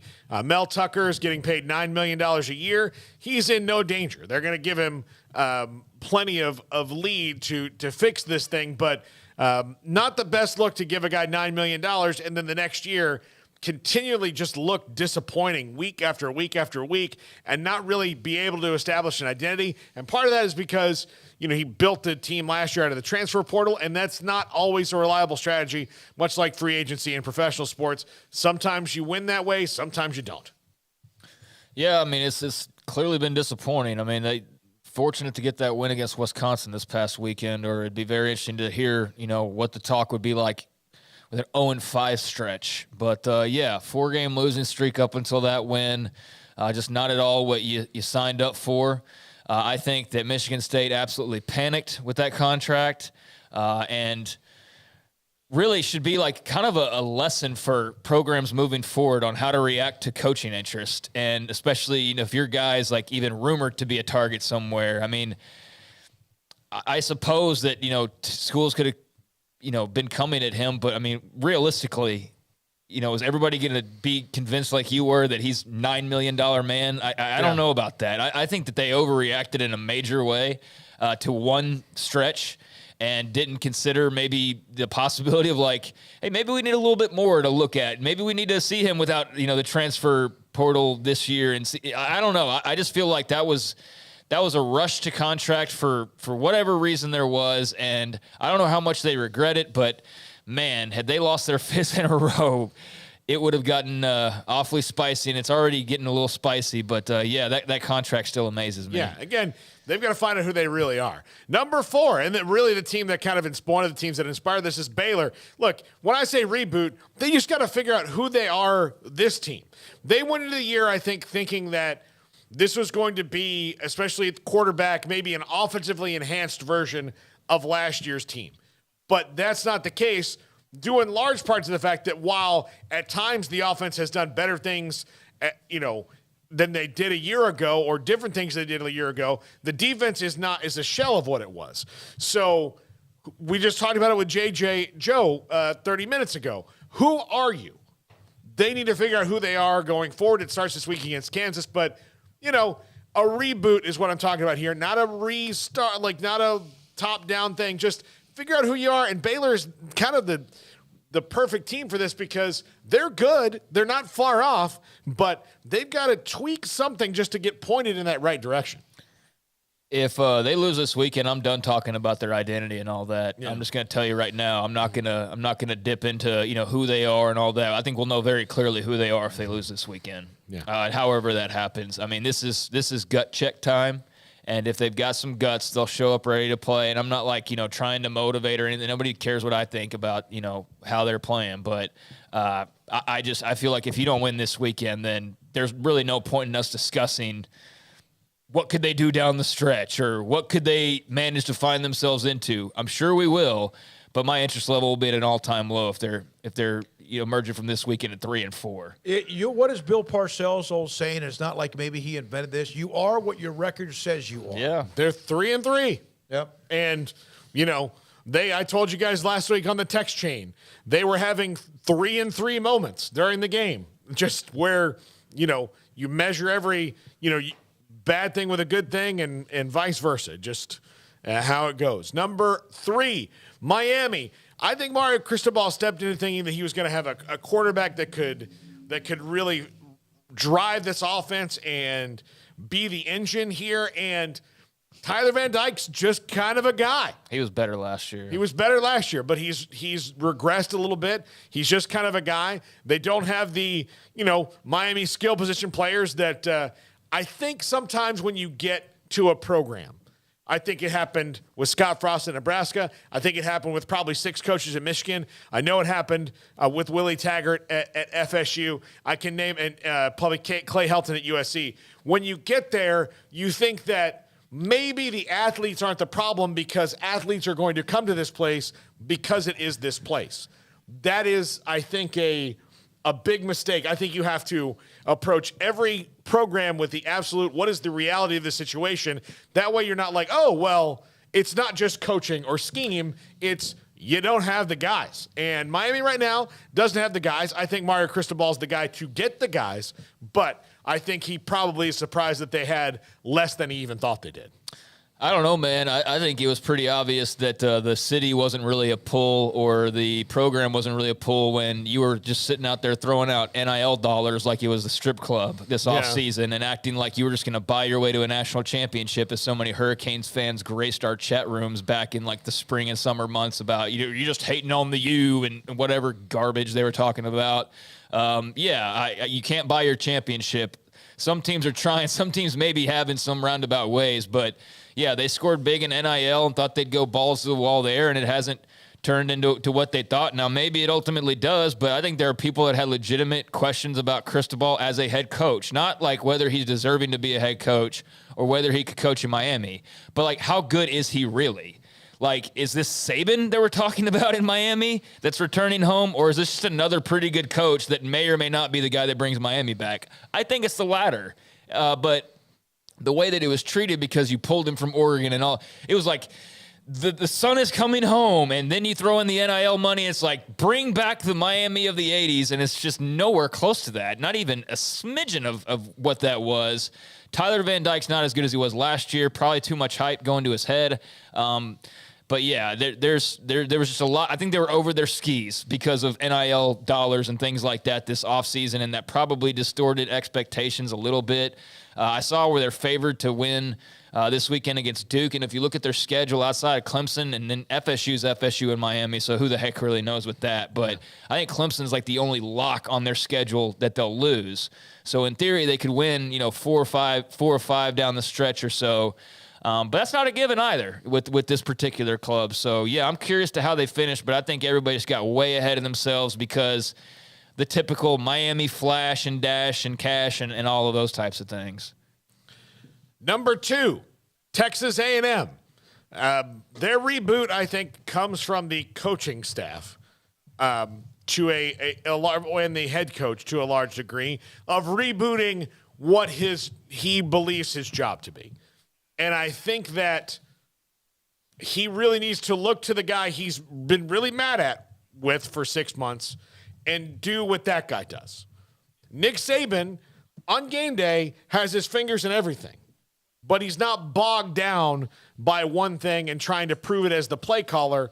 Jimbo's done that. He's won a national championship as a play caller. But now it's a different world. And this team doesn't really need him to be the play caller as much as they need him to be that executive. And he's a fantastic talent evaluator. All these different things that he is. The play calling has I'm not going to say maybe, it has passed him by. Do you feel like that's the case, or is him finding a quarterback that runs what he likes past him by? Well, I mean, they've got guys that are highly thought of. He wants, yeah. He's getting who he wants, and I think part of it is, you go back to Jameis Winston. You don't think Texas got who they wanted back after Colt McCoy? Yeah, that's true. I mean, and maybe it's I don't think that was as much of a problem. But I do think that what he is doing, like Jameis Winston, and I don't know if anybody has the personality that he does, because I never saw Christian Ponder do it at FSU. I've not seen any of their guys. The guys who did well with him, I saw Matt Flynn do it for sure at LSU, is when he yells at you, you yell right back at him. Jameis Winston, Jimbo would yell at him, "Why'd you do that? Why'd you do that?" And he would yell right back at him, "Here's why I did it." And it worked. Craig, you mentioned we're in a new generation of players. This is probably true for Jimbo quarterbacks as well, and he hasn't had a good one for a good long while, one that has worked as the other ones. I think part of it he needs to adjust, let somebody else call the plays, adjust that offense, and match the scheme to the talent you're bringing in, which I don't think he's doing right now. Yeah, I mean, I don't know what the solution is either, but A&M certainly one of the more disappointing teams this year so far. And quite frankly, like, it's a little bit unfair to them to be described as disappointing as they are sounded, like, or as it sounds when you talk about them, because it's not like they're 1-5 or anything like that. I mean, they're still competitive. I mean, they took Bama to the limits with Haynes King, but I mean, given another NIL program and all the talk about money and things like that are kind of dominating the conversation more so than the actual coaching part of it. I think that's what you're seeing a lot of here is, Jimbo's lost a bit of his touch in the coaching side of things, especially, with his quarterbacks and his offense. And, I don't know how that gets corrected, but that's going to be Jimbo having to look in the mirror, and given the amount of money he's been given, he should have a really nice mirror to look into at this point. But whether he's willing to do that or not, that's where egos come into play, and who knows? I don't know him well enough. It's probably like that Snow White mirror. Yeah, I mean, exactly. He probably got the money to have that one. Number 1, Oklahoma. And look, maybe the first part of the reboot started with Dylan Gabriel coming back against Kansas last week, but I do think that, I know the fans thought this. We don't know what the team thought. Obviously, they were bullish on themselves, as they should be. They're hardworking guys trying to win games, but nothing has worked out the way they've planned it for the last month, and they don't understand the defensive scheme yet. Maybe one day they will. Trying to adjust all these new players together hasn't really worked out all that well for them, but they need to readjust, again, now that they have all these losses, what their expectations are for what the rest of the season is and who they are and who they can be to maximize that level. And for them, I'm sure they hope to get to 9-3, but I think most Sooner fans, correct me if I'm wrong, Craig, would be thrilled with 6-6. Yeah, I don't know that anybody gets thrilled with 6-6, or at least a deep breath with making a bowl game. I mean, after that stretch, I suppose, but yeah, I mean, I guess that would be, if that's something that you're able to eke out there at the end or something, that would be, something to celebrate. We'd hear and read the stories about how valuable this time is, bowl season with Venables and his players, and all that normal routine that you get during that time period. Certainly, we've talked about that with the coaches that have come to Baylor, how important getting that bowl practice time in is. That'd be good for them. They could certainly use it. I just can't help but think about all the off-season talk and how every time somebody even tried to broach the topic, it felt like at least, of Oklahoma not being just utterly dominant in Big 12 play and 10-game winners and playoff contenders, how they were basically called stupid and what do they know and your team sucks and you're a moron and you have no idea what you're talking about. And, well, here we are. Just because you've been good at college football for a long time doesn't mean your entire fan base are college football experts. And so I think a lot of people misdiagnosed Oklahoma. Even non-Oklahoma folks did. I think it's easy and probably lazy to just assume they would, remain near the top. But there are a lot of people that kind of saw some of this coming. I don't know how many OU fans really did. I know the folks that I talked to are a bit, taken aback by kind of how ugly it's been so far. But I don't think all is lost. I think, getting Dylan Gabriel back to your point was massive. Like, that was clearly something that was missing from their repertoire, and I'm curious to see how they play the rest of the way now that he's back, so long as he can stay back. But, yeah, there are other issues outside of that, but you look at that Texas game, like, come on, they're not getting shut out if he plays in that game. Yeah. I mean, Davis Bevel was such a step down, and, I don't blame him, but that was just not an equal matchup of talent in any way, shape, or form. No, so I think that probably made things look even worse than they actually were. I still have belief in Venables that he'll right the ship and get them to where they ultimately want to be. I just don't know if it's going to happen this year. Yeah, I love your point about just because you've been good in college football for many, many years and you're a huge fan base and you got a lot of rings or whatever, doesn't mean. Hey. Ask Miami, ask Nebraska, ask a lot of other people who have been through it. Texas. Denial's the first stage of it. No, it's like, no, it can't happen here. Yes, it can. Yeah, it is. Get out in front of it. It's just different, and we've discussed this, that it's different because there's parity in a lot of ways, even though you still have Alabama and Georgia, and we saw what happened to Bama on the road, lose by 3 in an incredible environment, but there is a little bit of parity starting to rear its, what I think is beautiful head, and I just hope we get more opportunities to see more of it, and that will make the college football expansion even more delicious. Thank you, Paul. Thank you, Craig. Thanks to Garrett Ross, Jack McKenzie. Emery Winter is hiding out somewhere. Levi Caraway somewhere trying to conjure up 7 games we can't pick correctly in college football later in the week. And, of course, Jacob Wilson. Tomorrow, early in the show, Tulane football coach Willie Fritz will join us as they're in the top 25. I'm David Smoak. Thank you to all of our great sponsors and to you. Good night, 365 Sports.